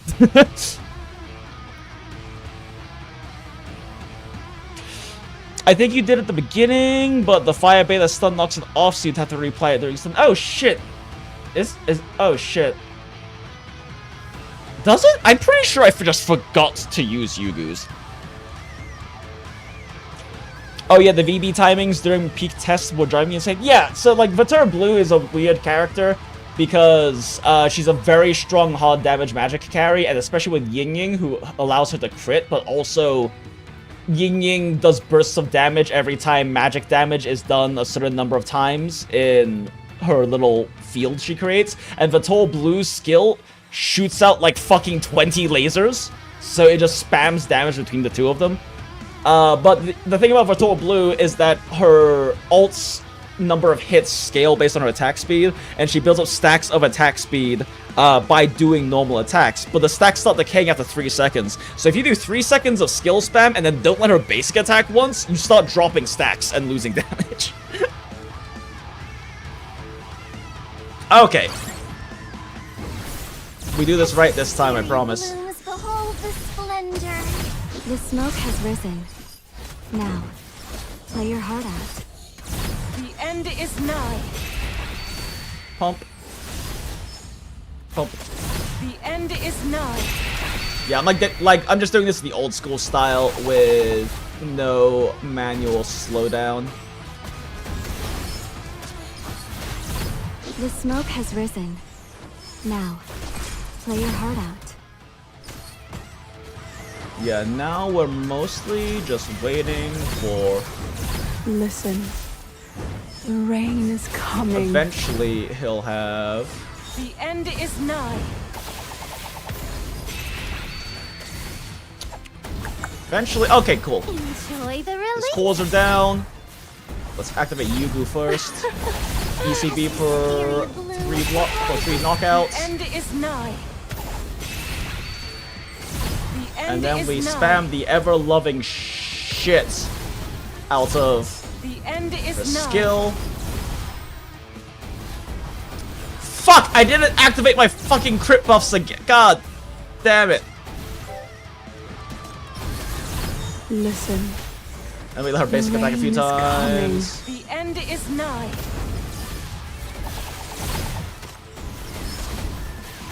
Yeah, okay, I End completely is fucked nigh. that. The smoke Yay! has risen. Now, play your heart Yeah, out. it's a little annoying that her heed turns off What a with that. tale of exquisite sensuality. Listen. God damn it, Yugu, stop Rain being so horny. The end is nigh. Enjoy the release. The end is nigh. The end is nigh. I really have a way to, Listen. like, break her, Rain though, is now. coming. The smoke has risen. Now, play your heart out. The end is nigh. This is so much slower of a The end run is because nigh. of this shit. I just end lost is like nigh. fucking 40,000 points off my run, Smile. Jesus Christ, that was bad. Alright, anyway. I wish this team had more core break. Yeah, and you can fit in more core break. The only characters that are hard required for this comp are like Yugu, Yelena, and Yin Yang, right? It's just the 3 Ys, as people like to call it. God damn it, that could have been a max clear 240k. I fucked up so badly. Whatever, I'll worry about that later. Molding for that barely gets you fucking anything. It's really for flex points. Okay, but yeah, so that's like I said, it's very technical gameplay. That team in particular is very big about skill timings, right? Like, you need to make sure you're overlapping your buffs. You need to make sure you're not dropping Vitor Blue. That team also doesn't always use Vitor Blue. Vitor Blue is by far the best for, like, heavy single target. But Hestia is actually really good when there's a large amount of mobs. And if you get her to S4, she actually speedruns better than Vitor Blue. It's really fucking funny. Like, there are, like, fucking 4-second speedruns with Hestia killing Broken Frontline, Danger Zone. What I was just showing you was, like, this is the end game, right? This is like the weekly end game that you clear. And there are, like, 4-second speedruns of Hestia just fucking nuking them combined with Yin Yang, because Yin Yang requires, like, magic damage to happen to trigger her stuff. And Hestia gives burn damage, and on top of burn damage, it gives natural damage ticks from her fire things. So it's just like so many fucking Yin Yang explosions. Does Vitor Blue not crit without Yin? No. Excuse me. Magic for the most parts, characters' ultimates do not crit. Basic attack can crit. Ultimates cannot crit. What made Darren so broken when she came on the first anniversary, she's been kind of power crept since. She's still strong, but like, Zero exists now. What made Darren so special is the fact that her ult can crit. Oh wait, where is it? Yeah, there we go. At Interfere 2, like, Darren can crit on her ult. So that's part of what gave her such strong nuking power, was just that she could use crit buffs to make her ult, to make her ult spam just do absurd amounts of damage. And then, like, another exception was actually, oh, Mantis. Mantis is another character who people called, like, we have Darren at home. She also can crit with her ultimate, but for the most part, ultimates can't crit, so crit characters are like the basic attack ones. Like Lady Pearl, whose event story we're going to be doing, is primarily basic attack damage, so she works well with crit teams. And any other character based on normal attacks can crit. Oh, right, another one is Luvia Ray. Her ultimate doesn't actually do damage, it just makes her, like, stance change, but she specifically is also a crit character. She's a crit magic damage character, and she's actually kind of crazy because she can hard carry a lot of, like, magic damage endgame, but you have to learn how to animation cancel with her. She's an animation cancel character, which is fucking hilarious. Yeah, Yin Yang specifically makes it so that Arcane Sinner's ultimate damage can crit, which is why the new highest ceiling damage team in the game is Arcane Crit, because Yin Yang enables it. Yeah, allied Arcane Sinner's skill damage can land crits. Only Arcane Sinners though, which is why, like, the core DPS for her teams are either Hestia or Vitor Blue. But yeah, man, I've been yapping for like an hour and 15 minutes. We played a tiny bit of gameplay and we haven't done any story yet. But it's real quick, I just want to show funny thing. Because we're talking about how this is a very high skilled game, right? And you can straight up brick your account. So if you don't get a good magic carry, your best option pretty much is to run, the fuck is she? Is to run Luvia Ray. Luvia Ray is here to conquer you! But Luvia Ray is a very funny character. Because need her to build up her thing first real quick. Keep The everyone smoke alive has real quick. risen. Now, Okay, so she goes into lightning spear mode, which is very heavy single target damage, and then her ECB makes her crit every single time she hits. So now what we need to do is she loses a spear. Okay, throw another one. Let me do it this way so it's a bit more obvious. So if you watch how she normally throws, this is the attack pace. But if you animation cancel her, she throws spears over twice as fast. So this is like actually how you play Luvia Ray to carry your team. It's fucking funny. This game has fucking animation cancel tech. I mean, she's been pretty hard power creep, but she still can do like endgame pretty well with enough like damage buffers on her. Her only issue is that she can't wave clear for shit, so you need someone else in your team to handle the wave clear, and then she can handle bursting down the boss. But yeah, Luvia Ray, very funny. Animation cancel tech, very funny. And then there's like, she's also been hard power creep, but one of the B ranks actually makes an okay physical carry, Flora. Cause during her ult, she just gets a high amount of crit rate and then just shoots a fuckload of damage out per shot. But Flora shoots her shot out at frame 1. So if you can like animation cancel her at like 1 to 2 frame timings, you literally quintuple her damage output. It's really fucking funny. Watching like actual molders like animation cancel Flora, it's fucking crazy. Yeah, the Flora animation cancel is straight. You literally just move her as fast as you fucking physically can. It is very funny. But yeah, anyway, very good game. We should actually stop playing it now. Smile. Because I have just been yapping and showing a little gameplay off, and mic check. this stream's title is about how it's peak story writing, and we haven't played any fucking story yet. So let's do the exotic troop, because this is what I am here to actually play.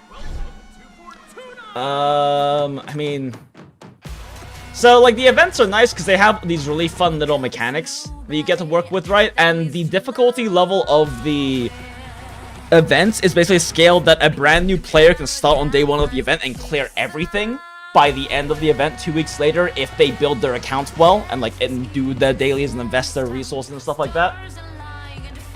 But they also don't scale it for older accounts, so like I can and should interact with this. Yeah, okay. I can and should just interact with this. Oh no, it's Lady Pearl over there. But I don't need to, because I could literally put like 2 sinners on the field and clear every single event stage. It's just that much. Like, there's just that much going on. Oh, that much of a level gap, I guess, because my teams are like full endgame built. Let's give that to Ying Ying because funny. Take less 10% less damage. Arcane crit is funny, so I'm just gonna keep running arcane crit. The fuck is Yugu? There, Yugu. Healing increase? Cool, throw down Duro. Not that I probably even need healing.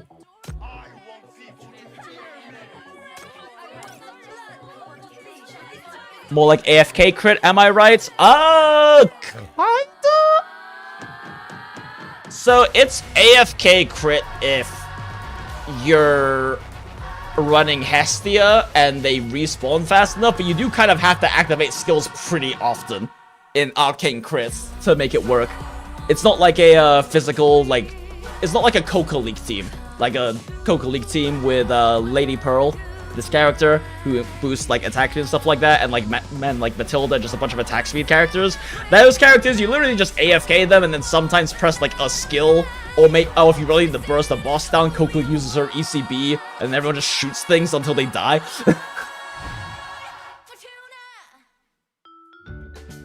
Oh, for AF event stages. Okay, yeah, no, definitely. I mean, fucking everything's an AFK team for event stages for the most part. The thing they scale is the final boss challenge beyond 4 rolls? Yeah, pretty much. In the heart of winter, marking the end of an old year and the beginning of a new one, the Bureau spruced up the rest zones with quaint decorations and carefully designated a few safe spots for cozy campfires. Right beside these, they set up stands offering marshmallows and roasted chestnuts.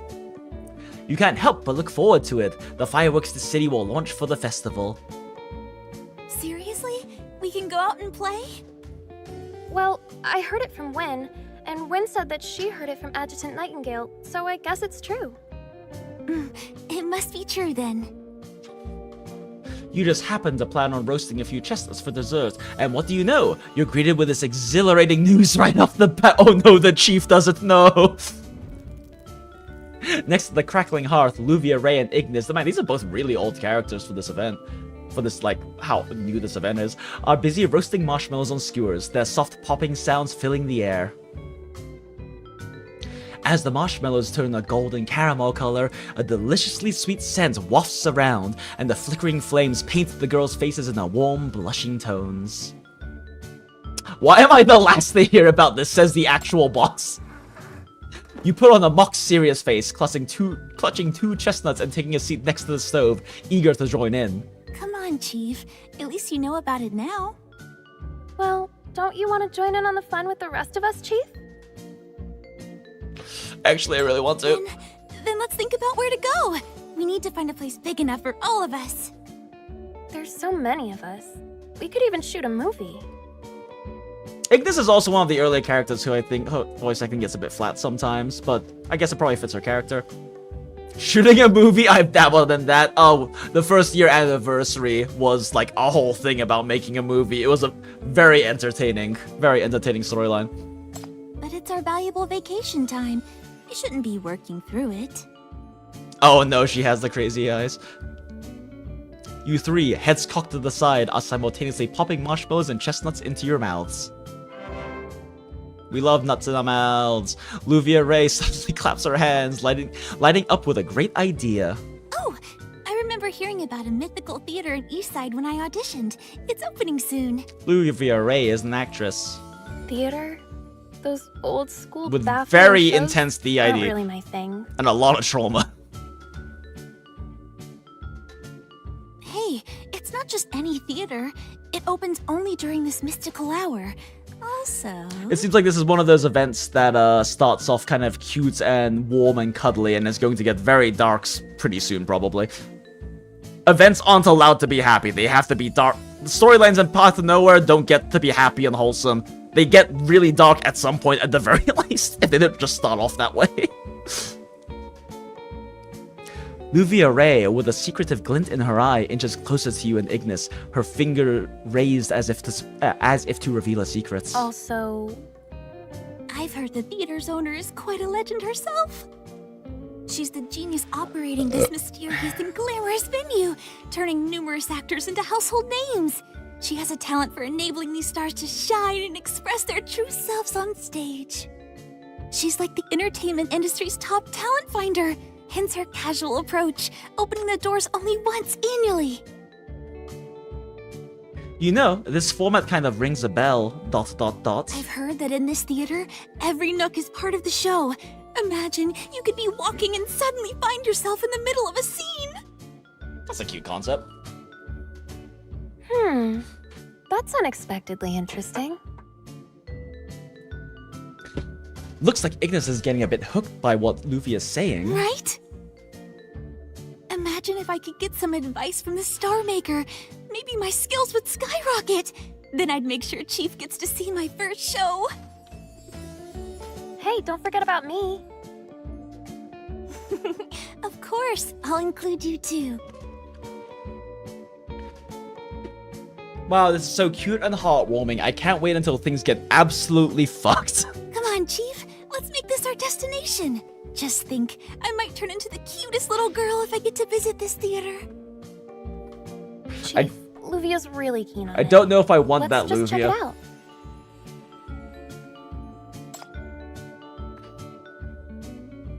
I'm curious, what kind of musical could they be staging? Bathed in neon lights, the quaint three-story building echoes with strains of graceful music from behind its partially open doors. So, this is it, the fabled Fortuna. Let's head in and find out what sets it apart. Oh, right, I forgot that she came out during this event as well.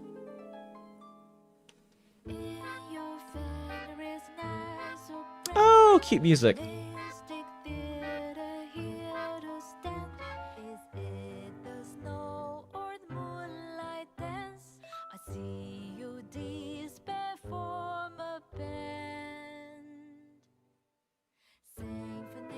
Yeah, I forgot she was the A rank for this story.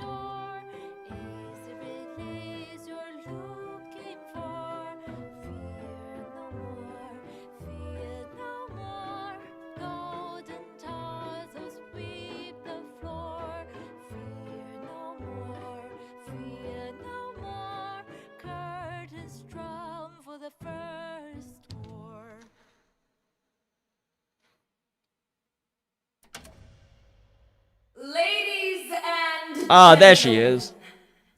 I'm using a different skin for her, but this is Lady Pearl, the main liner of this event. Fortuna Theater. I am the manager of the theater, and you may call me Lady Pearl.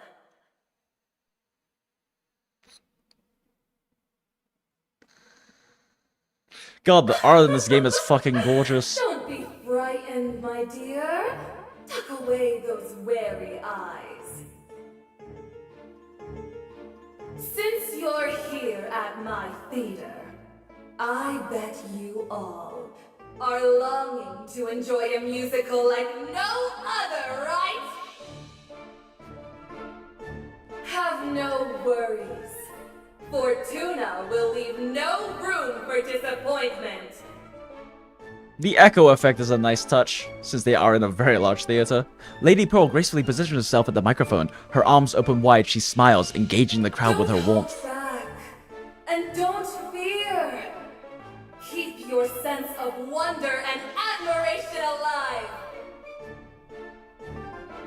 In here, please unleash your imagination. Whatever you desire to witness, whoever you dream to become, it's all within reach. So, dear guests, let's cast aside the outside world. Turn your full attention to the marvels of this theater. Reflect on the performances.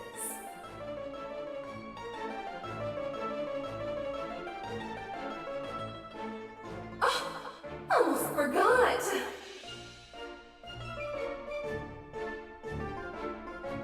And I just realized. Perhaps you guys will be whoops. able to find your destiny. As you press that exit, Lady Pearl with a sudden spark of whimsy playfully winks at you in the crowd. Life journey and stage an unprecedented drama just for me. One sec, I just realized that once again my Chuba is blocking the text. Here, we'll just do this. There we go. There we go. Alright. Here in Fortuna, that's more than possible. I'm thrilled to welcome you all to join in this one-of-a-kind musical extravaganza! She's such a theater kid. Suddenly, light goes out, thrusting everyone back in the darkness. The audience, motherfucker. The audience can't help but buzz with conversation, uneasily pondering the theater owner's speech. In their preoccupation, they all fail to notice the subtle rustling noise starting to echo around them.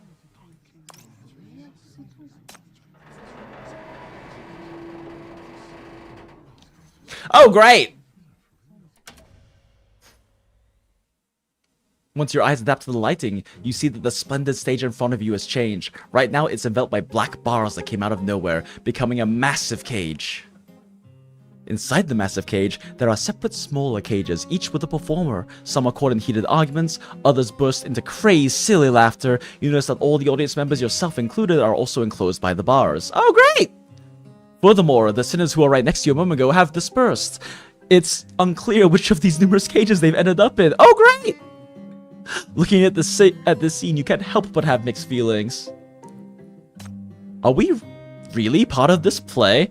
Also, for those of you who aren't familiar with Path of Nowhere lore, a sinner is like all the playable characters in the game. There is a weird magical power thing that caused the apocalypse called Mania that gives certain people like actual special powers and things like that. But it is literally manic energy. Like, it makes you go fucking crazy even if you're a sinner, if you have too much of it going on inside of you. And for most normal people, it just turns them into fucking monsters. And even eventually it corrupts them enough that they become actual fucking monsters. But even when they're not at that stage, it just makes people go fucking insane, basically. It's a very well named, a very aptly named power system and power source in this game. Intriguing. I'm usually the one locking people up. Wait, that's 100% true. You suddenly remember. You've been locked up before too. True. No, this isn't making sense. What's going on here? How did everyone disappear all of a sudden? Luvia was just here by my side, and suddenly she's disappeared, and so is she. Where could they have gone?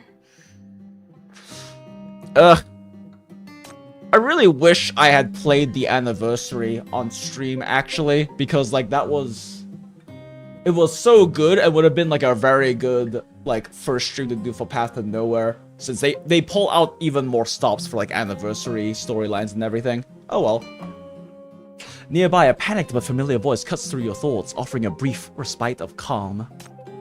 Glancing up, you notice a red-haired sinner biting her lip, anxiously clinging to the bars, looking all around, obviously distressed about being a part of this play. Hey, looks like the newcomer can't handle the pressure, huh? That's right, girl. Better calm down a bit, or you'll end up bringing the guards down on us. The guards? Could they help me find my friends? My friends, one wearing gray and another a very beautiful girl. That's a helpful description. They've all disappeared. I need to find them. Believe me, you wouldn't want to talk to the guards. What does that mean? Regarding them. The prisoner pushes her face through the bars, frantically signaling Ignis to lean in. Seemingly doesn't want their remarks to be overheard by the guards. Those devils. They're the kind who'd swallow a person whole without a second thought. If you're skeptical, just wait and see. The prisoner's laughter is quickly drowned out by the darkness. Then a startling blue light flares up. Right then, you hear a shrill whistle.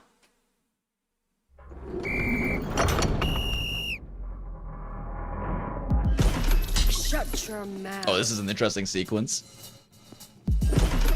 On your feet. Ladies and gentlemen, what I'm about to say will keep you alive in this show. So beware. Shut your mouth and your feet, don't try to block me. What the fuck is this? See the walls, try with the brains to pin it. We're actually in a musical, this is peak. You'll find the ones who tell the truth. You shall pin the ones who lie to you. Here are the rules. I was not expecting this to happen. Within these walls, you will hear all sorts of fussing and whining from all sorts of puppets and clowns. Read this past to detect the true color of the hearts. 'Cause the This is gate fucking great. will only open for the truth. Injustice. So find the truth if you want your freedom. Shut your Kiko. Try to question the rules. Yeah, the stage play. Yeah, I missed this event when it first came out. I got, Is a magnificent I got Lady Pearl when she was in the store. made of your brains. Who's gonna stand and who's gonna fall if you want it now, then be a doll. Shut your mouth on the beat and This try was to fight unexpected, but it's so big. me. Buttons up everywhere in your face, I need it. You shall find the ones who tell the truth. Shall pin the ones who lie to you. I love the little hip twirls. Well, that happened. Okay. Hell yeah. Alright, so... What is this? Exciting performance bento. What's this? Just at the right time. Side story. Bard. Oh, wait. Is the thing we just watched? That's a side story.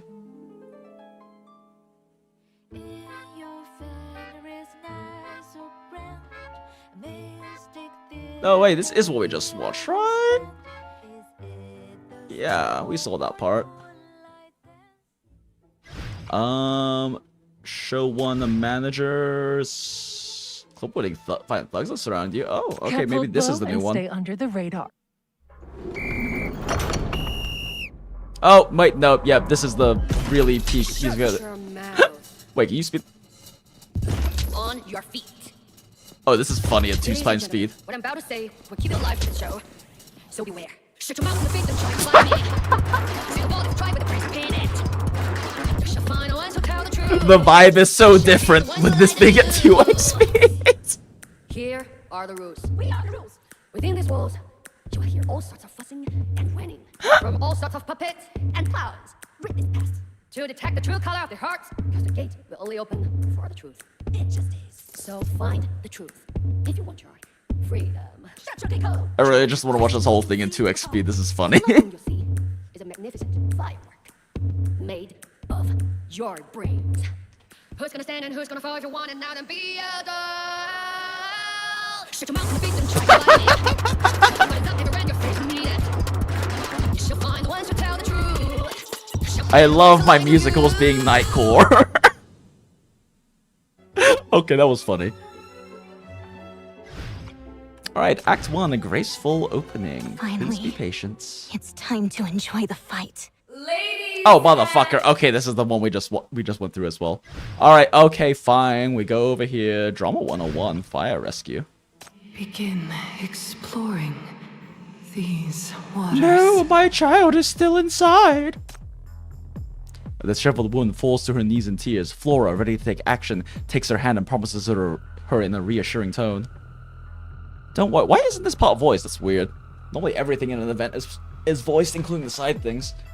Don't worry, ma'am. I will save your child. It's you. I saw you in the news about the firefighter's commendation. Please save my daughter. The mother pleads as if she's found her savior. Flora, seeing you next to her, hands the helpless woman's hand into yours. Take care of her for me, alright, Chief? Sure, and you must be careful. Flora nods firmly and then turns to enter the fire scene simulated with lights and projections. The fire is so intense, the firefighter has been gone for so long. Could it be? No, it can't be. Please be safe. A heavy thud interrupts her prayers as the prop house collapses. The woman screams and nearly faints, and it was then she hears the cries of surprise from others. Look, they're coming out! Oh lord, they're coming! Side story of the event, so no voice. I feel like some of the other side stories have been voiced though. In the midst of the flames, if I'm remembering correctly, I could be misremembering entirely. You see Flora carrying a little girl, lifting huge ruins out of the way single-handedly like a savior with divine strength, rescuing those in need. At last, Flora emerges from the fire and returns the girl to her mother carefully. The mother and daughter embrace each other and cry in relief, and the woman looks up and thanks Flora profusely.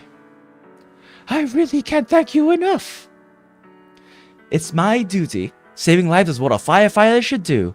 The scene is dangerous. Everyone, please move to a safer place. Okay. Sure.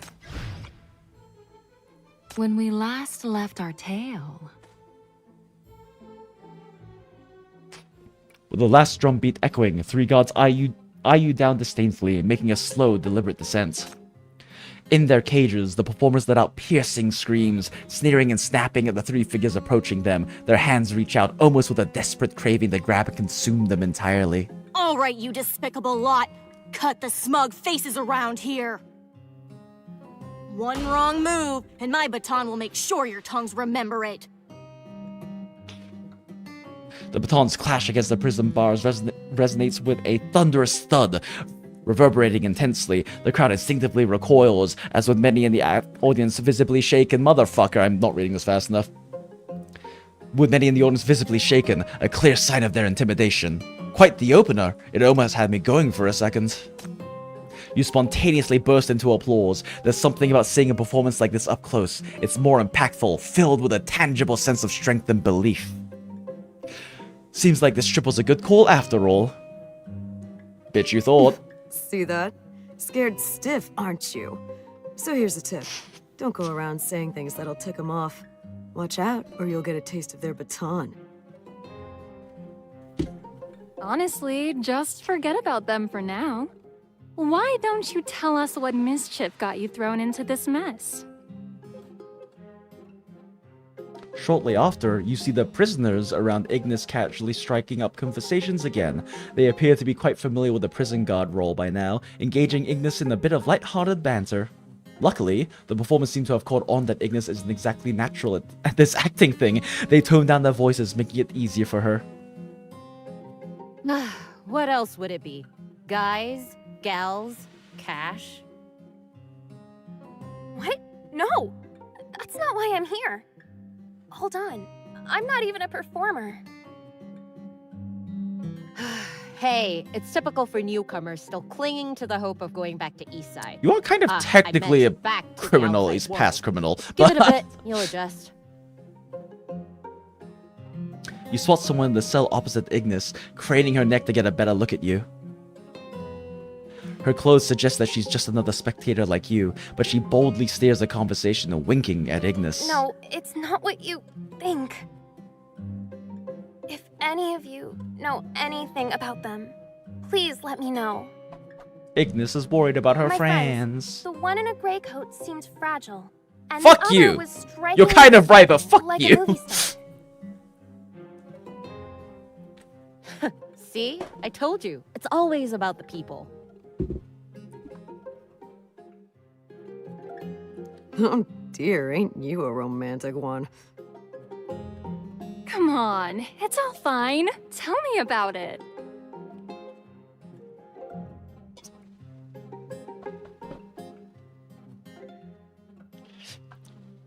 Shit.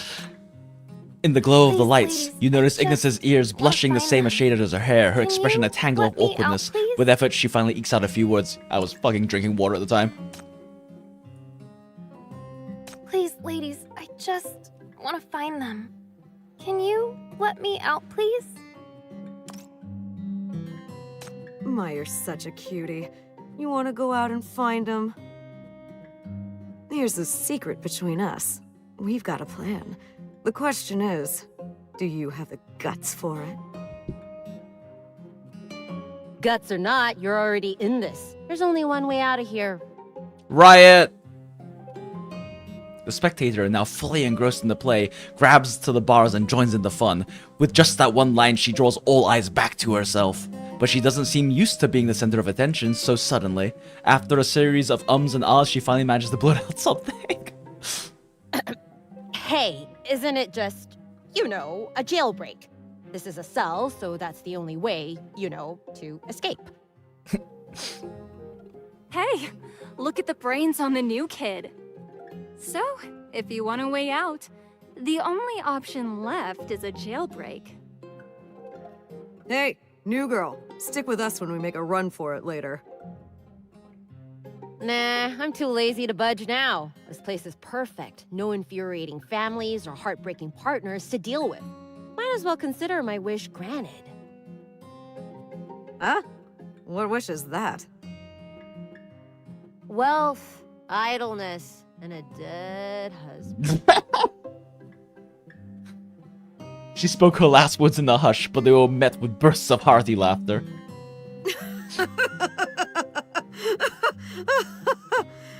Anyway, that's the plan.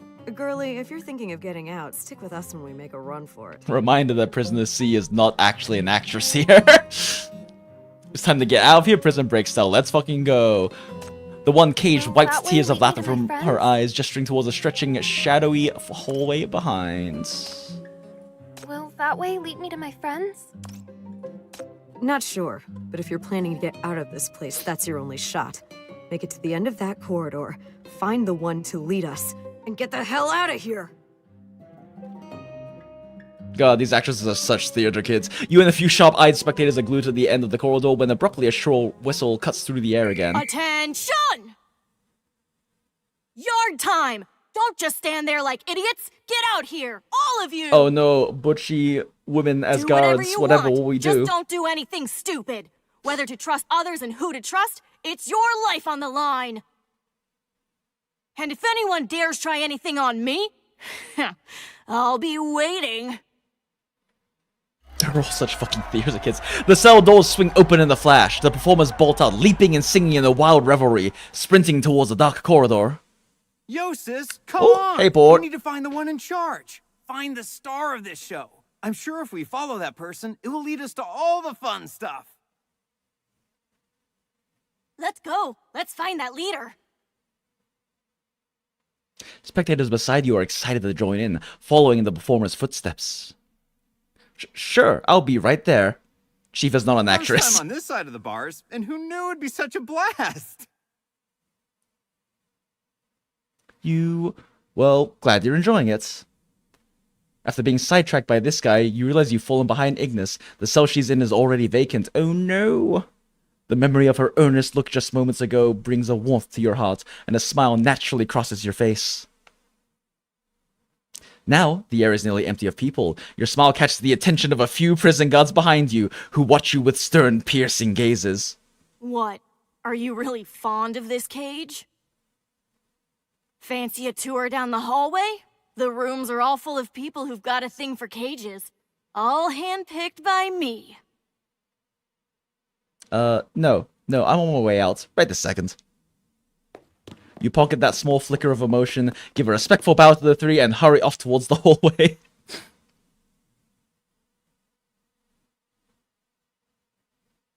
Oh, I guess that's the end. Oh, okay. Tap here to enter what's on to select the script to use in this battle.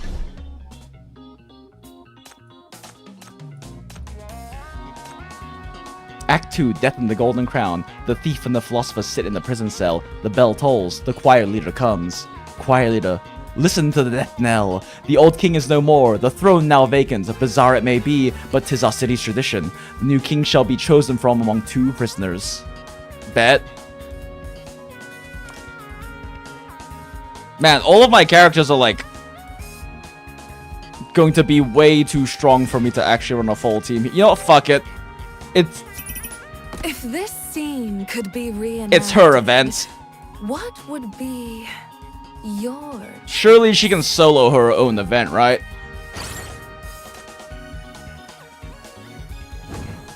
Oh, I'm sorry, pick up the crown. Ooh.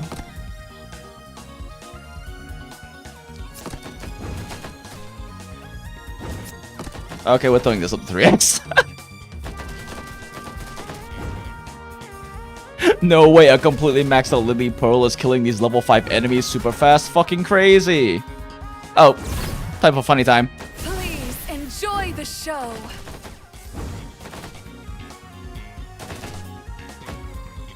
Yeah, her projectiles bounce, by the way, which is why she's killing things things behind her. The curtain fell on the perfect show.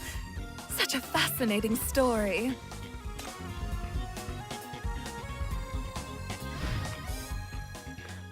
One thing I do wish Path Nova would do would be to give you an option to, like, do the event stories at a higher level of difficulty.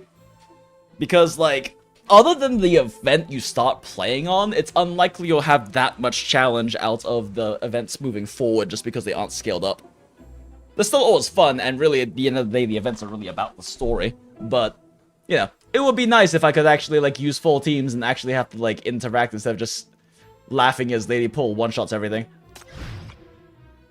Earned courage. I will listen to the voice within and choose another version of my true self. It's been so long since I last breathed fresh air. Oh, that's funny. When you like start missions, a random character's voice line will play, and this is the character that voice line just played. That was strangely lucky. Welcome to my personal photo exhibition. You truly live up to your reputation as a famous travel photographer. You've traveled to so many places and captured so many beautiful sceneries. The photographs are so powerful, vibrant, and lively. Really? Thank you. I'm glad you like them. Lynn is basically Bochi from Bochi the Rock, except for normally she's wearing a helmet because she's so socially anxious she doesn't want people to look at her, and she lives in a sewer. Don't worry about it. I thought my man just saw her back and died of a heart attack. Let's go. This part of the theater has been transformed into a bright exhibition hall. You carefully examine the photos. Syndicate, White Sands, Outlands. Photos taken from all kinds of places. The photographer sure is a free traveler. Ugh, this is so boring. Travel photographer, huh? These pictures are far from exciting. A discordant voice interrupts your thoughts. A man rudely critiques the photos, causing others to frown and avoid him. Lynn, however, walks straight towards him. I'm sorry, but you're severely affecting others' viewing experience. Please leave immediately. Why should I? I'm just providing criticism for poor photography, kiddo. The man is about to shove Lynn. Just as you're about to intervene, Lynn grabs his arm and stops him. Oh. Lynn's in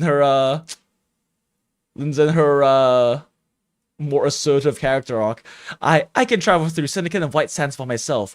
Even gangs and desert bandits dare not provoke me in my journey. You're no match for me.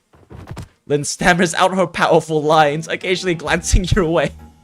She swings lightly and the man immediately falls to the ground dramatically, making a scene out of it. Lynn voice for Lynn's side story. That's good fortune sign. I know it's true. I mean, this is the Fortuna event. You! His fake groan is drowned out by the applause of the crowd. Eventually, he gets up as he holds his stomach in embarrassment and slowly walks out of sight. Yeah, get the fuck out of here. Oh my god, more dramas? Just at the right time. Isn't it a little too windy here? You wrap your coat tightly around you. The wind machine is powerful, and you have no idea how all these sand made their way here. It's as if the entire White Sands has been moved here. Hey, are you okay? Oh my god, it's one of the very few femboys in this game. Don't be afraid, I'll take you to a safe place. Ah, it's you, Chief. It's Kawakawa. Seeing you, his eyes widen in surprise. Suddenly, a gaudy decorative painting crashes near your feet. Clearly not a product of the White Sands. ... Look, it's really dangerous here. Come with me quickly. Kawakawa erects a small shelter with his beacons, and you both huddle inside to wait out the storm. In the meantime, he pulls out a bunch of maps, excitedly sharing with you the results of his recent expeditions of the White Sands. It's crazy that... is this like the first time Kawakawa's actually shown up in a story? He's like one of like the 8 guys in this game, and I don't think he's ever shown up in anywhere else before. He just kind of got added to the game. Oh wait, I think maybe he showed up in Stargazers. I still haven't finished all of that one. I am now a fully fledged surveyor. Once I complete the mapping of the entire White Sands, I can open up a safe route that everyone can freely traverse. The entire White Sands? That's a lot of area to cover. That's not an easy task. It's okay, I'm almost done. What the fuck? My dad brought me back a lot of valuable survey data from deep within the White Sands. Made my work so much easier. Your dad has returned home? Please give him my regards. No problem. After the sandstorm ends, I'll take you home as a guest. Okay, but let's do it another time. I have other things to do. In that case, since you still have to travel through the White Sands, I'll give you this. Should come in handy. He hands you something made of metal wires, which you accept solemnly. Thank you. I will make good use of it. Okay. I'm wondering how these like random drama side stories are gonna tie up in this story. The gloom prevails only to those who are already numb. Only those who are already numb would turn a blind eye to what's unfolding. Keep up with my rhythm. Oh god, fucking Peggy is the worst. You're curiously getting the better review. You, after checking behind several doors, you find yourself back in the corridor, now nearly empty of people. Some spectators are tailing the main squad, while others have already slipped behind these doors, embracing roles meant just for them. It's quite astonishing to see how many have already started to play their roles. Pretty fascinating. As you look along the extended hallway, you can't help but wonder with growing excitement what the final act of this play will be. Caught up in your reflections, you suddenly become aware of a strange sound behind you. Oh. Exclamation mark! What? Just because you're at a loss, you resort to dragging others down into the show with you? If you try to assault me here, I'll make sure you serve a real sentence after you've served your fake one here at the theater. The footsteps are getting louder, inching ever closer. He's in Stargazers. I walked away. What the fuck is this thing and how do I even use it? He didn't tell me. He's in Stargazer's White Sand event, which is literally the first event. Oh, that explains why it's the first one that they've actually had come back and become like a permanent thing you can unlock. Yeah, I wasn't around for Stargazers, and I think I just skipped the rerun, but a few patches ago they started re-releasing some of the older events and letting you get like a resource you can like get free to play like monthly to unlock unlock the events to be permanently available.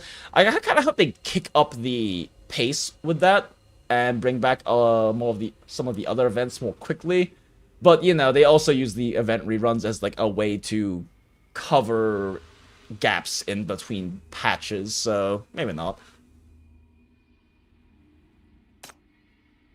You grip the fountain pen you habitually carry in your pocket, seizing the moment the footsteps begin behind halt and whirl around. Jeez. Stab that bitch! Ah.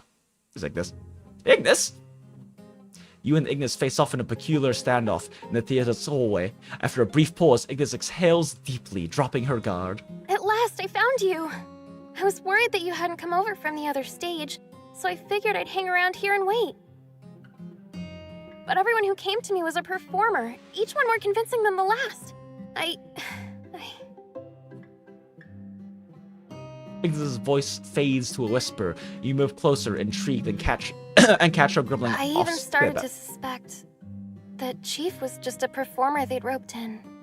It's interesting that you have Ignis in this event. She's a pretty old character, and you can even tell from like her art style that she's definitely one of the older characters, because it took them like a solid like 6-ish months of releases to really lock in on their art style. Don't worry, I'm the real deal. Your actual Chief. The shackles clued me in. I trust you. Come on, let's get moving. Right, shackles. So for those of you who aren't familiar with Path of Nowhere, part of the thing that makes Path of Nowhere so good is the MC, because they are incredibly based, and not because they're overpowered or anything. They do have a very unique, powerful power called the Shackles, which essentially allows them to, like, tie up Mania and get sinners under control. But they're very physically frail and weak, and most sinners are very fucking dangerous. And their shackles are powerful, but also can only handle so much. And if there is enough, like, mania and contamination, it, like, physically harms them trying to shackle things. And part of what makes, like, a lot of the storylines so good, especially the main story, is that Chief fails and is allowed to fail. And when they are succeeding, they are having to struggle very hard and push through a lot of suffering, oftentimes, to actually succeed. Like, there's even they're allowed to fail so hard, they basically fucking die at some point in the story. I don't know, it's interesting. It's interesting them having, like, an MC that isn't overpowered. Even though they have a very special, unique power that, in theory, could be overpowered, the, like, strong and harsh limitations on it allow them to do things no one else can, but it's not easy. It is not easy for them to get the shit done they need to get done. I ran into Luvia just now. She wants us at the stage down the hall when the bell rings 3 times. Says she's got a surprise for us. A surprise? Luvia's an actress after all. She must be in her element here. Right, and I just caught wind of the actors saying to break free from this prison, we've got to make it to the far end of the hallway. So we have to go there anyways. I feel like we're getting close to the moment where everything gets fucked. You kept it to yourself, not letting Ignis know that you've seen every bit of her interplay with the performers. I definitely wasn't stalking you. You're very sharp today, even deciphering the hints woven into their dialogue. Well, obviously. I'm smart. Good for you, girl. Yeah. Sure you are, Chief. What the fuck? Catching the big smile on your face. Hurry Ignis up and swiftly keep up. averts her gaze. If you wander off and get lost again, I'm not coming after you. Okay. I'll stay right on your heels. Promise not to get lost and be a bother again. You stride quickly to keep up, taking in your surroundings as you go. The hallway is dotted with many doors, and occasionally, one or two NPCs can be seen standing guard. Some are garbed in costumes, others in everyday clothes, more typical outside the theater, but each of them watches you with a distinctly theatrical expression. The lady running this theater is something else, managing so many performers in such a massive space, all to make sure the audience in every corner gets fully drawn in. Did she also say something about the audience being able to take part in the show, finding their own characters in the storyline? Right, I remember that as well. Luvia mentioned that's what makes this theater a hit. It's curious though, how she manages to direct these performers who just pop in the show spontaneously. Just as you try to take a closer look at each NPC's face, stepping through that last door triggers a sudden burst of light, forcing you to squint. Flashbang. Huh? Oh look, 2 more poor souls wandered in. In a blur, a piercing voice suddenly cuts through. The noise around you builds up. Once your eyes adapt to the brightness, you realize that a cage stage, different from the one you had just seen, unfolds in front of you. Oh!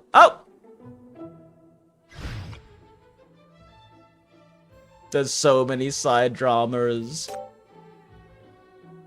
Oh, we get into the musical? Let's go. I won't let any of this unsightly trash escape.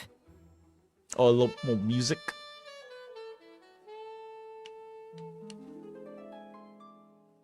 Shabby cloak and paper crown. Flashy ribbon is a hand-me-down. Place is red, yes, so renowned. Finding the king whose face melted down. We had no office, all in a box. 5 nickels and that's a stock. That's a lot, that's a lot. 5 of us with bread so hot. That's a lot, that's a lot. Sing some tunes and The MC of the YURI special power is Shackles. This checks out. Yeah, and it lets her, like, essentially connect with the, like, mania that powers, like, the Sinner's powers. And it's kind of, it's interesting because, like,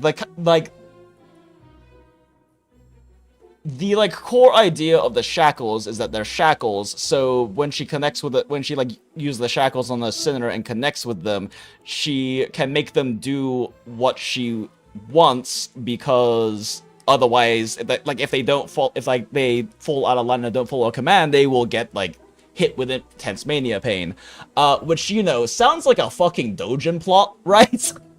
Like, it sounds like a fucking like hentai plot, but it is never once used in any kind of way, even like slightly suggestively along those lines, right? It's like, it's completely used for, in a lot of cases, it's used for her to be able to like help sinners who are going out of control and things like that. Like, it's never even once slightly suggested to be used in like any kind of perverted or hentai way, which is, I don't know, I like that about the writing, that they just decide like, oh yeah, no, you have basically a hentai power, but we're never once gonna use it anything close to that. It's not even gonna cross the MC's mind.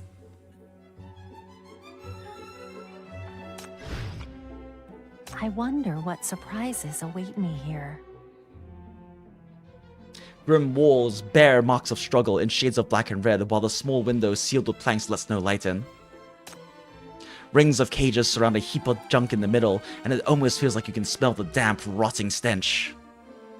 Here, the performers playing prisoners seem off compared to the ones you met a while ago. Their tranquil, numb gaze is strangely unsettling. watching them closely. You can't miss the iron chains on their wrists. Even when let out, they're still bound too close to their cells to really go anywhere. Is the so-called leader actually here? See for yourself. This place is teeming with poor souls.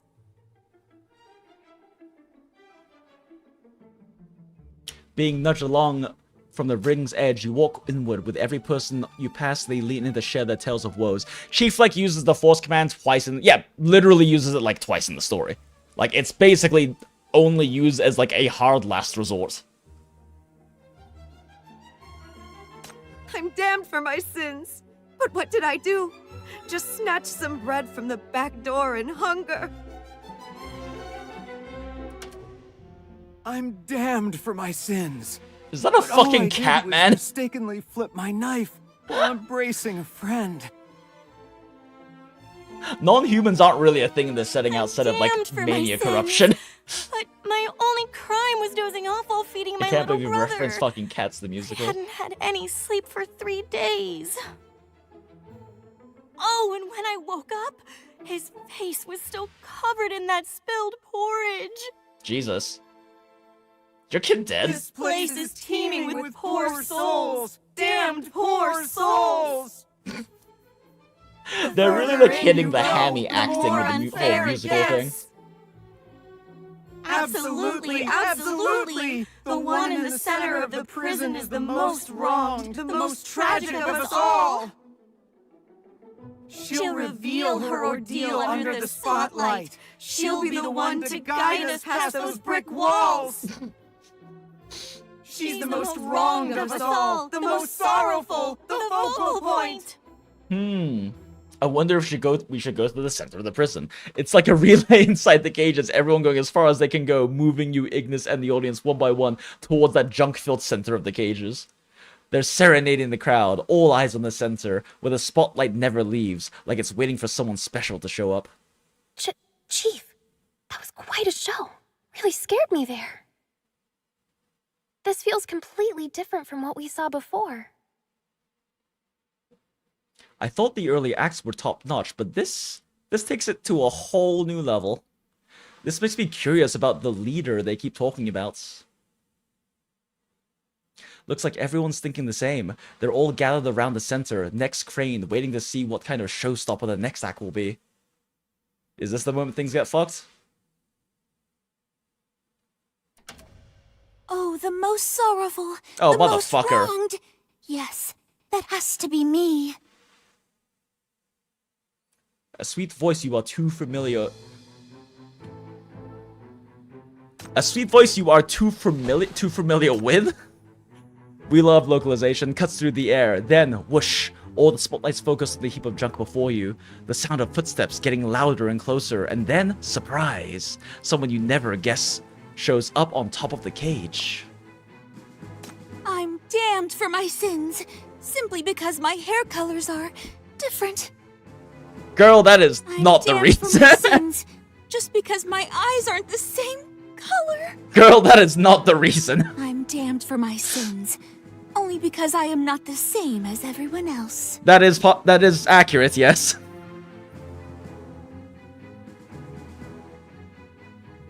On top of the cage, YURI, shaky and faltering, strikes 3 unique poses. In her last one, she raises her hand as though ready to hug the air and reaches out her arms to you. Chief, is it just me? Or are Luvia's eyes twitching? Oh, shit. Well, to me, it seems like she's giving us the evil eye. The crowd around the center of the cage shares a look of bewilderment, in contrast to the earlier act, which is profound and compelling, instantly drawing the audience into its weighty atmosphere. The leader appears to be oddly out of place. Hey, at least show me some reaction. Chief, Ignis.